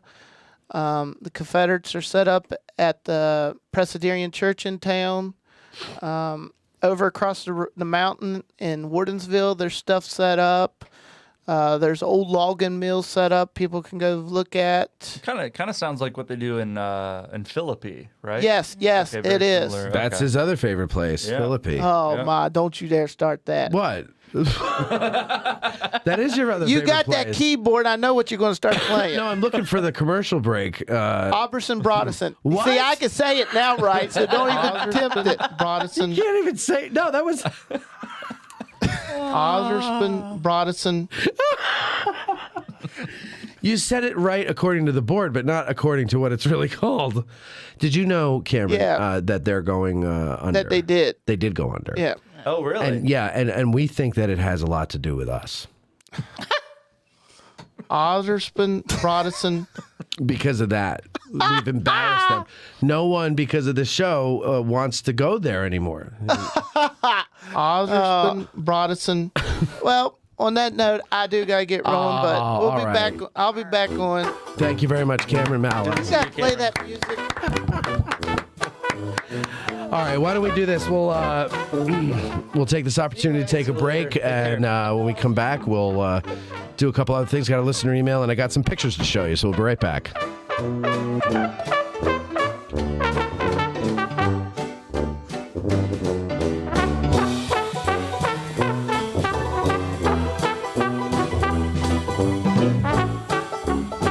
Seminary Ridge Museum and Education Center, Gettysburg's premier museum, is housed in the historic Lutheran Seminary building constructed in 1832, a witness to the first day of battle. The museum's 3 floors of exhibits connect visitors to the dilemmas that led to the Civil War, provide a powerful and personal view of the battle's first day, and explore one of the battlefield's largest hospitals. No visit to Seminary Ridge Museum and Education Center is complete without a guided tour of the building's famous cupola, where on the eve of battle, officers and civilians saw thousands of Confederate soldiers' campfires burning to the west, and Brigadier General John Buford watched for vital federal reinforcements as fighting erupted on the morning of July 1st. Today, you can stand where Buford stood and discover how this view helped chart the course of the Battle of Gettysburg. Your trip to Gettysburg is not complete without a serious visit to Seminary Ridge Museum and Education Center, Gettysburg's premier museum. Purchase tickets online at seminaryridgemuseum.org or call 717-339-1300. To get tickets or a cupola tour, listeners may call or walk in and mention addressing Gettysburg, or by ordering online using the promo code AG1863 for 20% off. Seminary Ridge Museum and Education Center.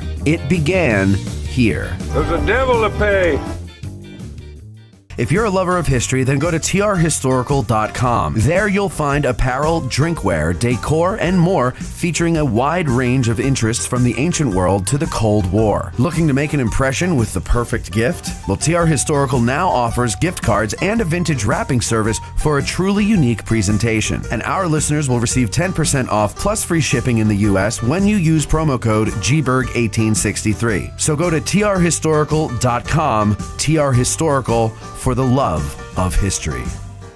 Think outside the bus and let family-owned Gettys Bike Tours take you on a cycling journey across the picturesque and historic Gettysburg battlefield. There's no better way than by bicycle to gain a feel for the terrain of the battlefield. Slow enough to see it all, yet fast enough to do it all. Follow the route of Union troops entering the fray as you ride to the site of the first shots of this epic 3-day battle. Feel the drama as you put yourself in the position of a Confederate soldier just before he steps off to make Pickett's charge. Take a stand with the heroic Colonel Chamberlain on the slopes of Little Round Top just before you view the fields of honor beneath you from its summit. All of our guides are officially licensed by the National Park Service. So don't get a sore neck trying to see out of your car and saddle up with Gettys Bike Tours for a 360-degree view of America's most important piece of real estate. Gettys Bike Tours. Think outside the bus. Go to gettysbike.com or call 717-752-7752 to book a battlefield experience you will never forget. You've heard us promote various ways that you can help us keep the show going, but one way we haven't pushed too much is our sutlery at addressinggettysburg.com/shop. That's a shame because we have designs over there by talented artists like Ty DeWitt of 1863 Designs and Mike Stretch of the Heritage Depot. So now we're promoting it. Buying shirts, hoodies, mugs, and other items from our sutlery not only helps us keep the lights on, but it also helps guys like Ty and Mike, and it helps spread the word about the show every time you wear an item or you sip from your mug. So head over to addressinggettysburg.com/shop and grab some merch. It's the perfect Christmas gift for the Gettys nerd in your family. That's addressinggettysburg.com/shop. Have you noticed our revamped website at addressinggettysburg.com? Well, that's the fine work of a man named Mike Stretch, and he also redid our logo for us. Both of them I originally designed, and both of them were originally horrible, but now they're nice, and that's all thanks to Mike. Mike has an awesome t-shirt company called Heritage Depot. There you'll find great designs based on Gettysburg and the Civil War with t-shirts and other types of merchandise. So go to heritage-depot.com and spruce up your Gettys Nerd wardrobe. That's heritage-depot.com. Our favorite bookstore in Gettysburg is For the Historian, located at 42 York Street. It's because they have the best selection of Civil War books in Gettysburg, both new and used, and online they have even more to choose from. And if the Civil War isn't your thing, that's not a problem. This is For the Historian, after all. They cover history from the ancient world to the 21st century with a strong selection of World War II and American Revolution books. It's astounding how many thousands of titles from Osprey, Savas Beatty, UNC Press, and more they have in their store. And that's because, well, they have a warehouse too. And that's where they keep all the books that are available online at forthehistorian.com. And folks, if you go to forthehistorian.com now and order books until you're blue in the face, be sure you mention that you heard about them on Addressing Gettysburg in the Note to Seller box, and they will refund your shipping costs. And if you prefer to stop by when you're in town, well, you could do that too. Just mention Addressing Gettysburg at checkout, and they'll take 20% off the retail price of your item. So go to forthehistorian.com, or stop by 42 York Street, or you can call them at 717-685-5207. That's forthehistorian.com or 717-685-5207. You're listening to Addressing Gettysburg.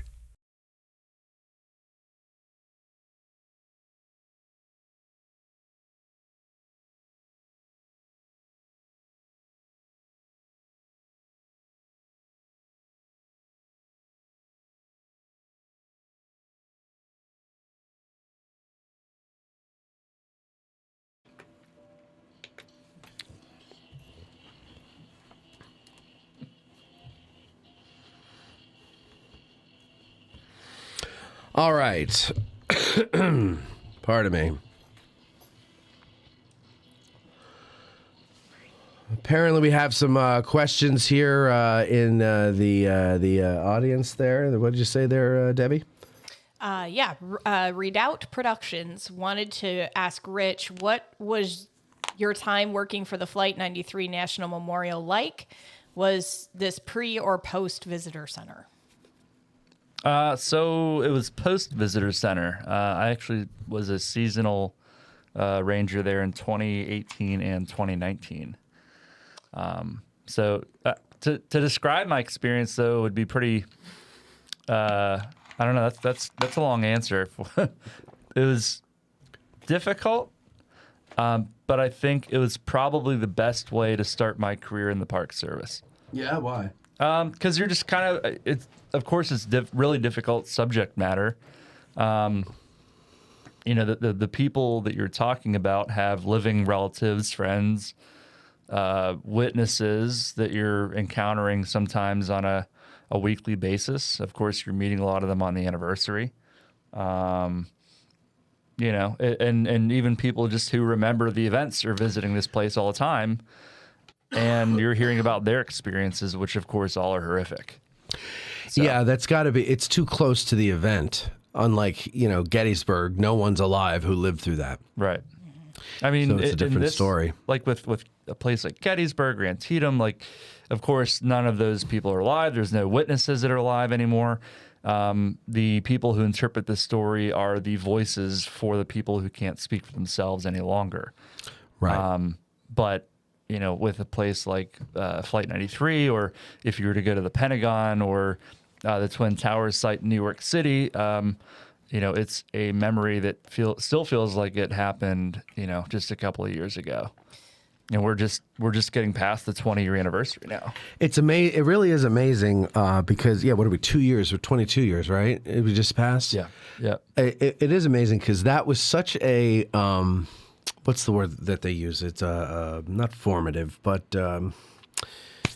it was just such a huge event in my life, right? And it just opened my eyes to a lot of things, changed my thinking about a lot of things. Right. I've never been the same since that day, and I didn't lose anybody. It's just a national trauma. Changed everything, yes, though, too. It has. I mean, there's a lot of things that people don't realize are different from 2001 onward. I mean, if you're going to go to an airport and fly on a plane, literally everything is different from, how it was before September 2001. You used to just be able to get on the plane. Right. Like, it was so the way weird. we look at a lot of things are totally different. Yeah. Yeah. But I don't think people really remember what it was like beforehand. I do.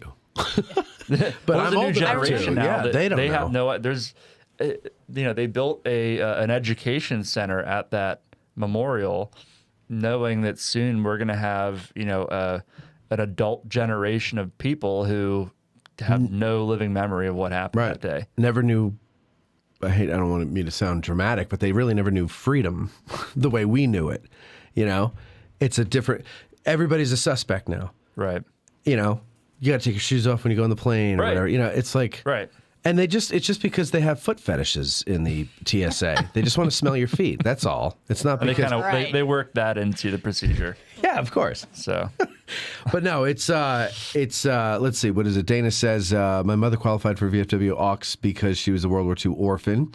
And he says we stopped at Flight 93 every trip home from Remembrance Weekend. I have yet to go out there. I highly recommend it. And we're not very far. I know. How far are we? Like an hour? An hour and a half. Oh, that's not 2 bad hours, at all. maybe. That's not bad at all. Yeah. Yeah, I used to be able to watch, meet flights at the gate or watch them leave. Right. Can't do that now. It's like, there's all well, the I think it also broke our sense of security and safety. Mm-hmm. You know, we don't really feel anymore like, I mean, there's, of course, a lot of other stuff that's happened since then where, I don't know, you go into I go into a place, a crowded place, and I'm looking for exits sometimes. Oh, I do that every time I go. Yeah. Yeah. And it's, I mean, it's smart, but we also didn't really do that before these catastrophic I did because I was a gunfighter. And so I used to always, you know, I learned the lessons of Wild Bill Hickok, you know. So right. yeah. Naturally. No, but really, like I really did always look at that. Like before mass shootings were a thing, I learned that from Westerns. You sit with your back to the wall. Yeah. And, you know, I just, and then you look and you always see, you know, how to get out and everything like that. I remember there was a thing, I don't remember, I feel like Dick Van Dyke did it. It was, but it was a kid's thing. And I think they used a gopher as the example and how like the gopher has the entrance, but he also has a back door, like, you know, and it was a fire safety PSA that they did. So even as a little kid, I always remembered you always have to have a way out. Right. You know, so like, that was just something ingrained in me all the time prior to all these tragedies. Right. But now more than ever, I absolutely, you know, think of that stuff. Well, I think what, for me, though, I guess in my kind of professional career, it affected me in that I learned very quickly how to deal with very difficult subject matter. Mm-hmm. You know, how to be sensitive, how to interpret it when you're, I mean, often there could be a family member sitting in your audience and you might not know it. Right. Or you might know it. You can't crack jokes. It's not like... Well, you don't want to crack jokes at... No, but I'm saying like, you know, like here, like, you know, say Matt Atkinson does a lecture, he cracks jokes and stuff, everybody, you know, laughs, or any of the Rangers do this, you know.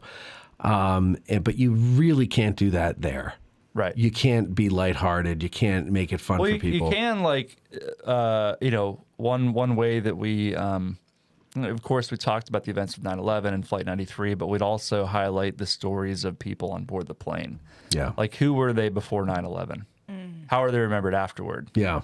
Yeah. And I think that was one of the big takeaways for a lot of visitors, too, is they kind of got more of a, you know, they're not just getting numbers of people on a plane, they're getting to see their faces and learn their stories and hear about their families. Are you comfortable getting on a plane yet to this day? I've always hated flying, so... Yeah.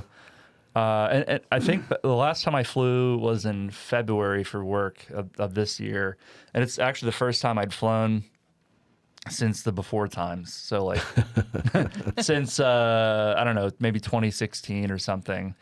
And it's, I don't know, I don't like not being in control of. Exactly. That's just me, though. No, that's exactly it. I have anxiety, and that does not help things. And also, I don't like being stuffed in a small space with total strangers. Right. And if you look at, you know, you go on like whatever your social media preferences, and you see these reels, and there's these sites that have like people misbehaving on airplanes. Yeah. It's all over the place. It's disgusting. Like it's just. To me, 9/11 kind of blew the lid off of civility in our...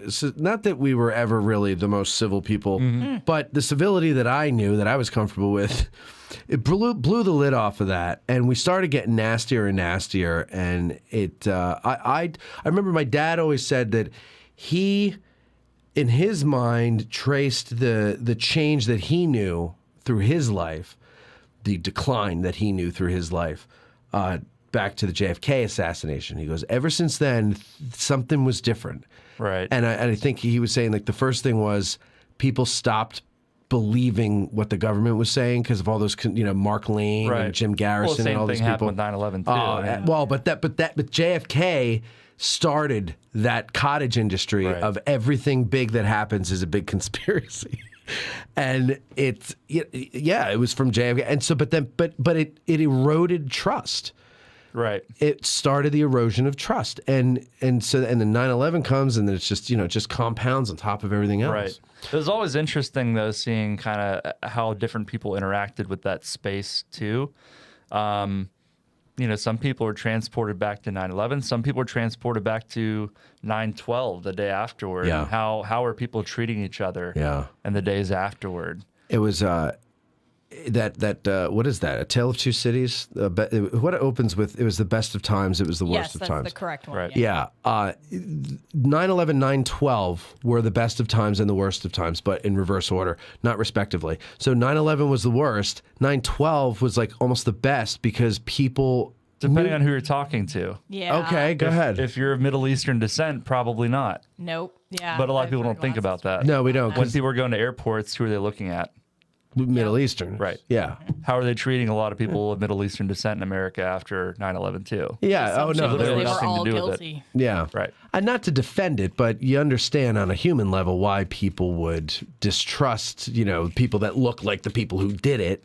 Well, but it doesn't make it right. A lot I'm of the just people saying. they're looking at too are they'd be in an airport and see someone with a long beard and a headdress on or a turban on, and that's the Sikhs. person they're looking at. Yeah. But if you're looking at the photos of the people who actually crashed these planes on September 11th, look like Americans. Right. Yeah. The guy. Who the Muhammad terrorist- Atta? Yeah, I mean, who are you thinking of? I was thinking of the pilot of or terrorist pilot of Flight 93, who I don't know his name. and his name's escaping me right now. He looked like Middle Eastern Jerry Seinfeld. I mean, he I know the they face. shave all the facial hair off and. Basically the idea here is let's blend in with Western That culture. was the point. That's what they That was did. the whole Look as point. innocuous as possible. Didn't Muhammad Atta have an American wife and they had a kid and everything? I don't and recall. One of them did. I don't remember which one it was, but one of them. I don't know. And I was like, oh man, imagine that. I mean, that's some pretty dedicated acting there. Well, I think a lot of people in the days afterward, and years afterward, kind of painted these guys as buffoons who, just they couldn't believe these people pulled it off. It's like, no, these were really intelligent people from high society. They were educated in Western universities, right? Yeah. Who were extremists. Yeah. And literally trained for this. Yes, of course. For a very long time. Yeah. Steve Worley makes a good point in the comments here. He says, as silly as it sounds, every time I watch Home Alone or Home Alone 2, I realize how much stuff has changed since before 9/11. I don't think it sounds silly at all. I just went through a nostalgia binge of The Golden Girls, and I watched all 7 seasons of it, and I felt secure again because it took me back to the 80s when everything seemed to be.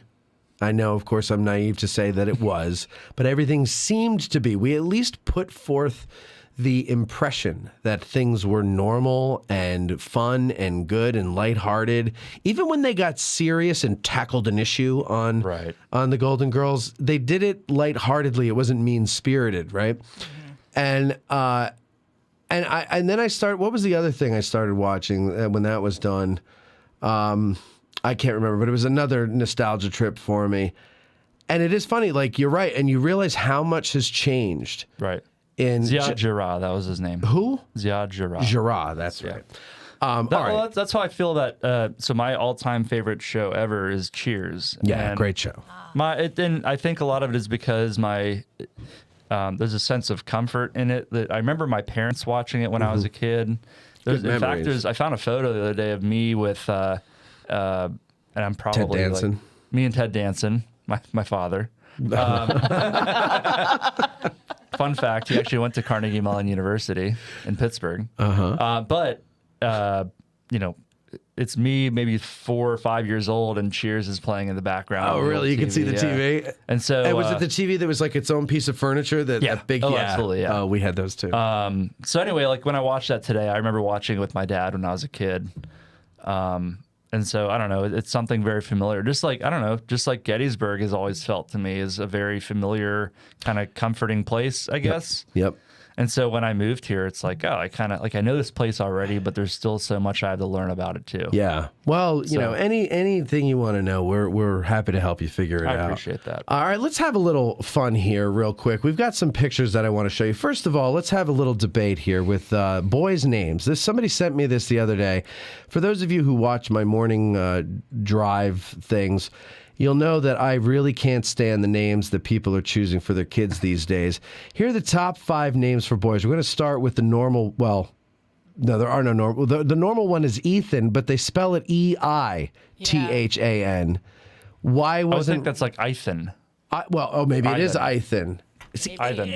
I Who assumed it was knows? just Ethan with an like either or either. Either. Like either. Either. It could be either. Either. You could say either or either. Ethan. Receive would be, I before E except after C.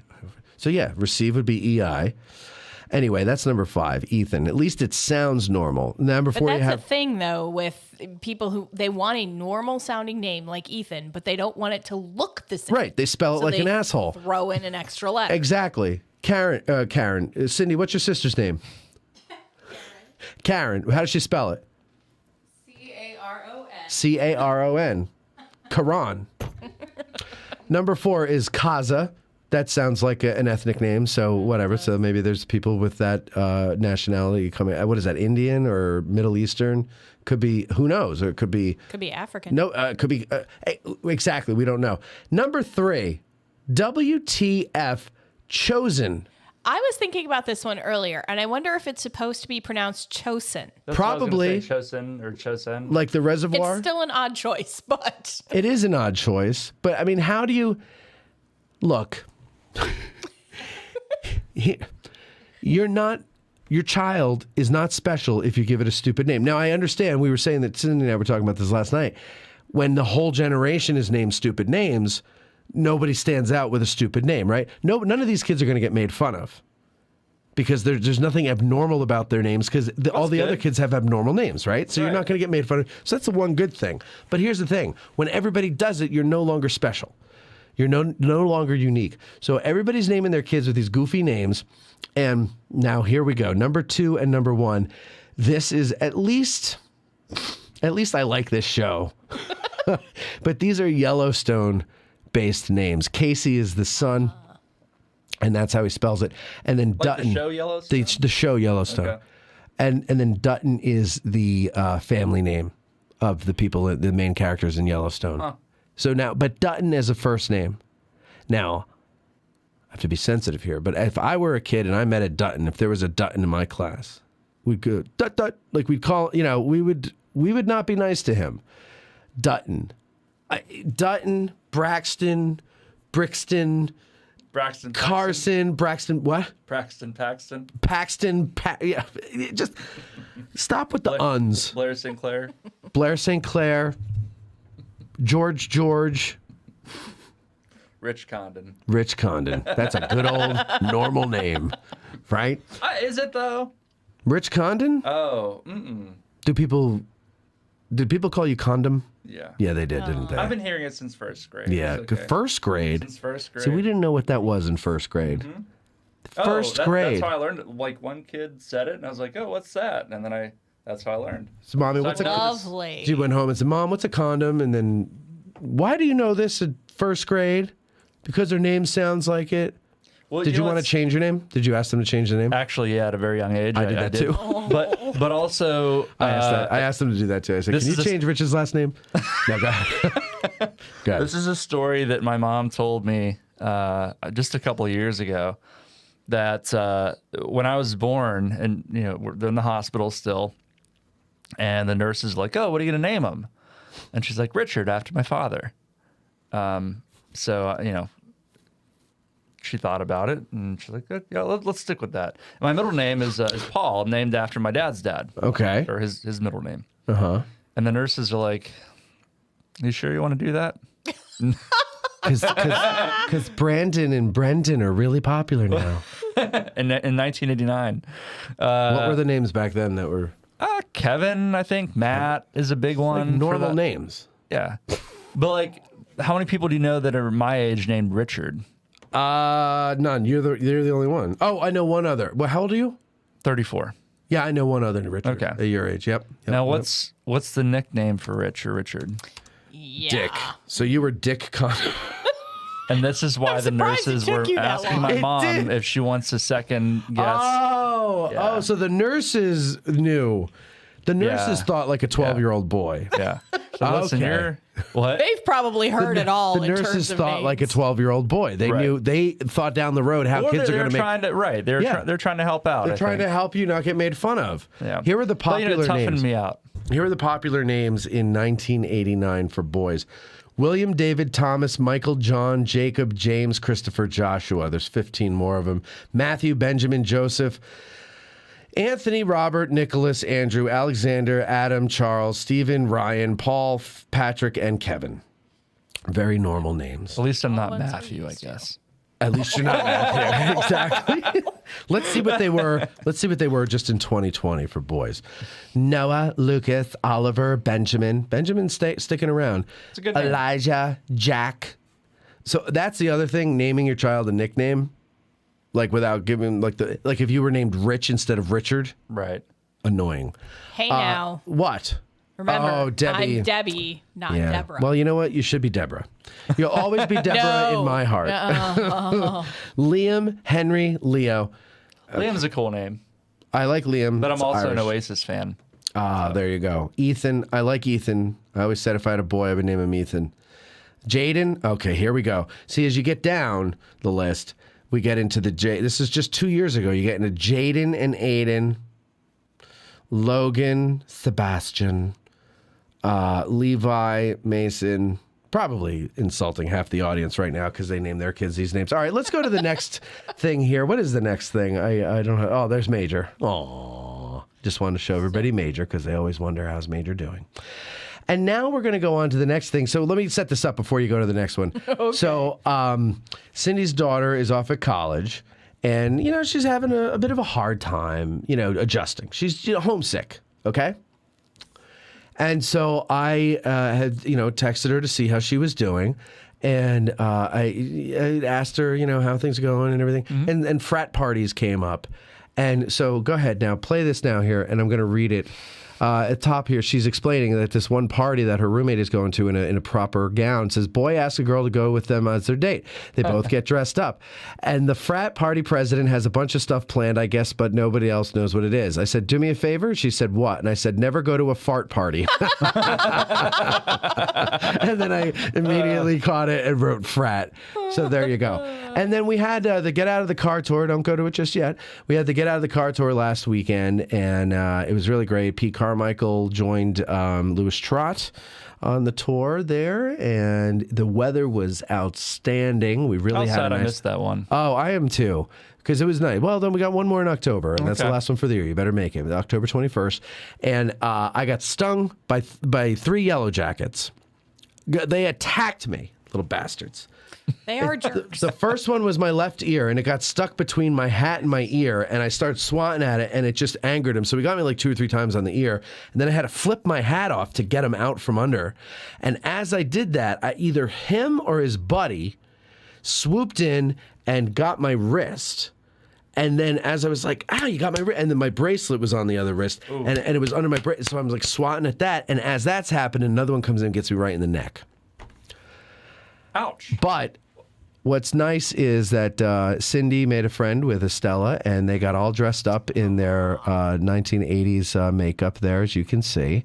Even 6 Questions in the background has some lipstick on. I just got to tell you, it's so scary to me what AI can do now. That was just in my Photoshop app on my phone.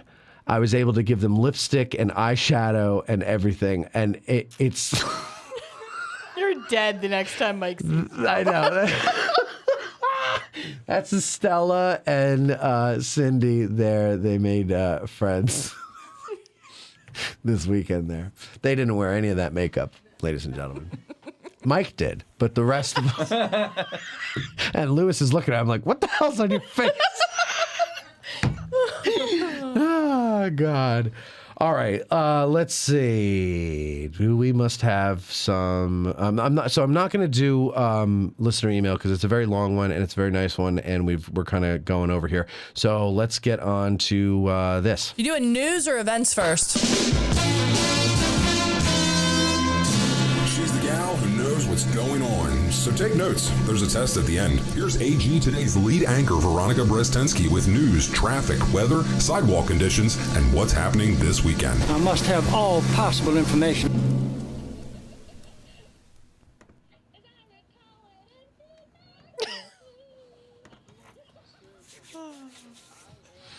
Do we have any news, or is this just events, Debbie? Just events, because I wasn't prepared to do news. That's 'cause all right. I thought Veronica would be here. Well, we screwed that one up. Live this weekend where the action is. What's there to do and see when you're in town this weekend? Here's Valerie, Veronica, to fill you in. It's all covered. And Debbie Jones is going to take over the events section here. Debbie, what have you got here? Go to your camera. Let everybody see your pretty little face. Go ahead. Okay.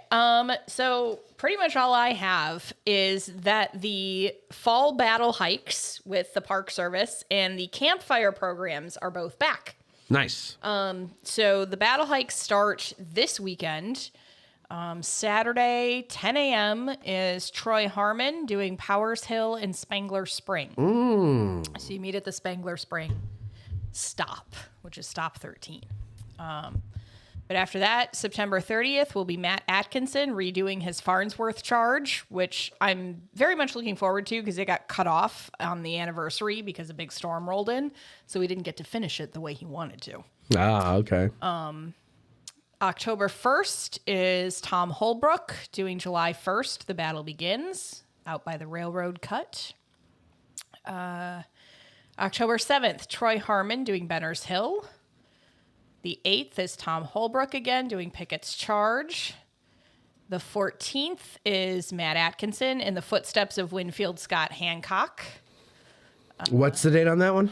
The 14th of October. 14th, okay. Yep. The 15th will be Tom Holbrook again, The Forgotten Right Flank. That's in Culp's Hill then. And the 22nd will be John Nicholas, The Battle for Devil's Den. Very nice, very nice. Yep. Now, we noticed earlier on that they don't have anything on the 21st. Yeah. And you theorized that that was crispy and nice, and because we have our Get Out of the Car tour. I don't. Not that Chris isn't a nice guy, but I don't think that's what was at play. But it's nice to think that. But anyway, if you got something or nothing to do, on October 21st, don't forget to come and join us for our final Get Out of the Car tour. Might be a very special little touch. Very special. I'm waiting to hear back. Might be a special touch for that one. And of course, we'll be giving out Listener of the Year prize, if I can remember, because I have a very busy few weeks in between now and then. But if I don't actually have the trophy there, I will at least say who the Listener of the Year is. Estella Beard has worn the crown, which happens to be a faux beaver hat, kind of like a Davy Crockett coonskin cap, but it's a beaver cap, and she wears it everywhere. She wears it everywhere, and she wears it proudly, and she does it good, and she does it honor. And people say, "What's with the hat?" And she says, "Oh, I'm the Listener of the Year of Addressing Gettysburg." And they go, "Oh my God, never heard of it." But it gives her a chance to talk about it. And it gives her a chance to talk about it. That's right. And so I'm not going to say who it is yet. You have to come to the tour to find out. I have somebody in mind for Listener of the Year. I have a couple people in mind, but I think one person is leaning towards winning, and I think his or her trophy will be also wearable, but appropriate as well, or apropos, as they say. Anything else there, Debbie? Yeah. So the campfire programs, those are all at 6:30 p.m. And they start next Friday. The first one will be John Nicholas, The Information War, Military Intelligence During the Gettysburg Campaign. Then you've got, on the 1st of October, Carlton Smith doing Lieutenant Commander William Barker Cushing. Then the 6th of October is Matt Atkinson, The Battle of Bristow Station. The 13th is Brady Campbell, Forging of Iron, Gibbon and the Black Hats. Mm-hmm. The 14th will be Elizabeth Smith, Do You Hear the People Sing, Les Miserables and the American Civil War. I'm very intrigued by that one. Okay. Yeah, because that was released back then, right? Yes. What year was that, I think. Before, but it was not too far before because it was very popular. Yeah. Les Miserables. Yes. Let's see. October 15th, Justine Garcia and Quincy Ballius. I don't know if I pronounced that correctly, but they're doing The American Promise, Civil War Veterans, Eisenhower, and Yellowstone. See, that show Yellowstone is everywhere. Yeah. It really is. The Duttons. October 20th, Troy Harmon doing Reading Between the Lines, Gettysburg Soldier Accounts, which sounds very similar. Didn't he do a winter lecture along those lines? Yeah, I think he did, actually. Then October 21st is Tom Holbrook, The Battle of Gettysburg and the Battle of Little Bighorn Connections. Oh, I think there was a show that did that with James Hessler and myself a couple of years ago. Very nice. So that's what I got. All right, I got something here for you for immediate release. Actors Stephen Lang, Tom Berenger to appear at press conference in Gettysburg on October 13th. Stephen Lang, Tom Berenger, and more than a dozen other cast members will return to historic Gettysburg, Pennsylvania on October 13th through 15th to commemorate the 30th anniversary of the epic Civil War film, Gettysburg. The movie, originally released in 1993, was based on the Pulitzer Prize-winning novel The Killer Angels by Michael Shara. Book connected an entire generation of Americans with the pivotal chapter of the U.S. history, and quickly gained icon status among students of the Civil War. Lang and Berenger will join director Ron Maxwell and other cast members at a media-only press conference on Friday, October 13th at 11 a.m. at Gettysburg's new Beyond the Battle Museum. Media members should contact Michaela Schaefer for credentials. The 3-day festival, maybe I should get Ronnie into that since she is the head of the news department. 3-day festival, including a director's cut screening of the movie, will feature panel discussions with the actors and the film's intricate themes, its relevance in today's polarized climate, and the enduring significance of Gettysburg as a key place where the Union was preserved. For a full schedule of events, please visit www.achs-pa.org and navigate through there until you find it. Most importantly, though, ladies and gentlemen, during that weekend, what is that? Friday's the 13th, right? So it would be, yes, for the 14th at 9 a.m., yours truly will be hosting a panel with Bo Brinkman and Joseph Fuqua at the ACHS Beyond the Battlefield or Beyond the Battle Museum. And I called Joseph and I said, Joey, we got to come up with something good for the people because everything else is going to be straightforward probably. Me and Bo are... I'm friends with you guys, and we're also people who like to entertain and have fun. And so why not make it a little entertaining? So I went and got some new tap shoes, and we're going to do, we got a dance that we've been working on. No, it's going to be. Darn. An interpretive dance rendition of Gettysburg. Huh? An interpretive dance Yes. rendition of Gettysburg. While the movie plays in the background, we're going to do interpretive tap dancing because everybody. Certainly have the soundtrack at least. Oh, maybe we'll just do it to the opening title theme because I think we only have an hour. So we can't get too much into it, But yeah, I want to thank Andrew and everybody over at ACHS for thinking of me and inviting me to do that. I'm really honored and flattered and very excited to do it. So that'll be 9 a.m. On October 14th. Be there or be square. I just made that up. Richie, are you looking forward to the movie festivities? Are you going to go to any of them? Because there's stuff going on all over town, apparently. Yeah, and you know what? I thought about getting some tickets, but they're all sold out. Oh, they are? Well, I don't think they are at ACHS because this is a new. Okay. Yeah. But you better get them quick. It's kind of difficult because my days off, my weekend is Sunday, Monday. All the fun stuff's happening. Here's what you do. What's that? Oh, it's Sunday. Yes, so you're not going to be here Saturday. But when do you get out of work? 5 o'clock. All right, here's what you do. You stick with me, okay? Because the events are the events, right? Right. But it's after the events. When the events are over, that's when the fun begins. Okay. Yeah. So you stick with me, and we'll you just keep me in the loop. I'll keep you in the loop. Thank you. What am I doing? I appreciate that. Well, so keep yourself in the loop because I forget things. So you let me know. It's true. Yeah. You have to remind him frequently. You absolutely do. It's nothing against you. It's just my own, Swiss cheese brain.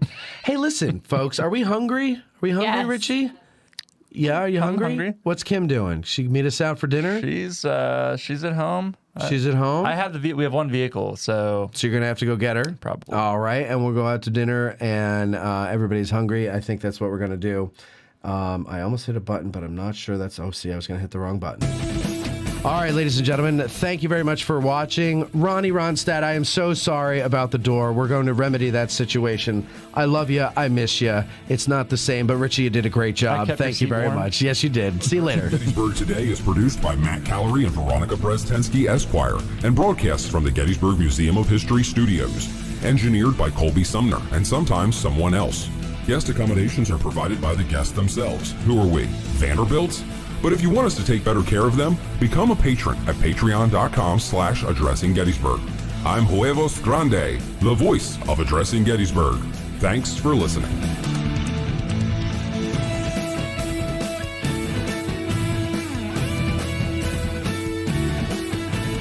So he made a thoroughfare for freedom and her trade. 60 miles of latitude, 300 to the main.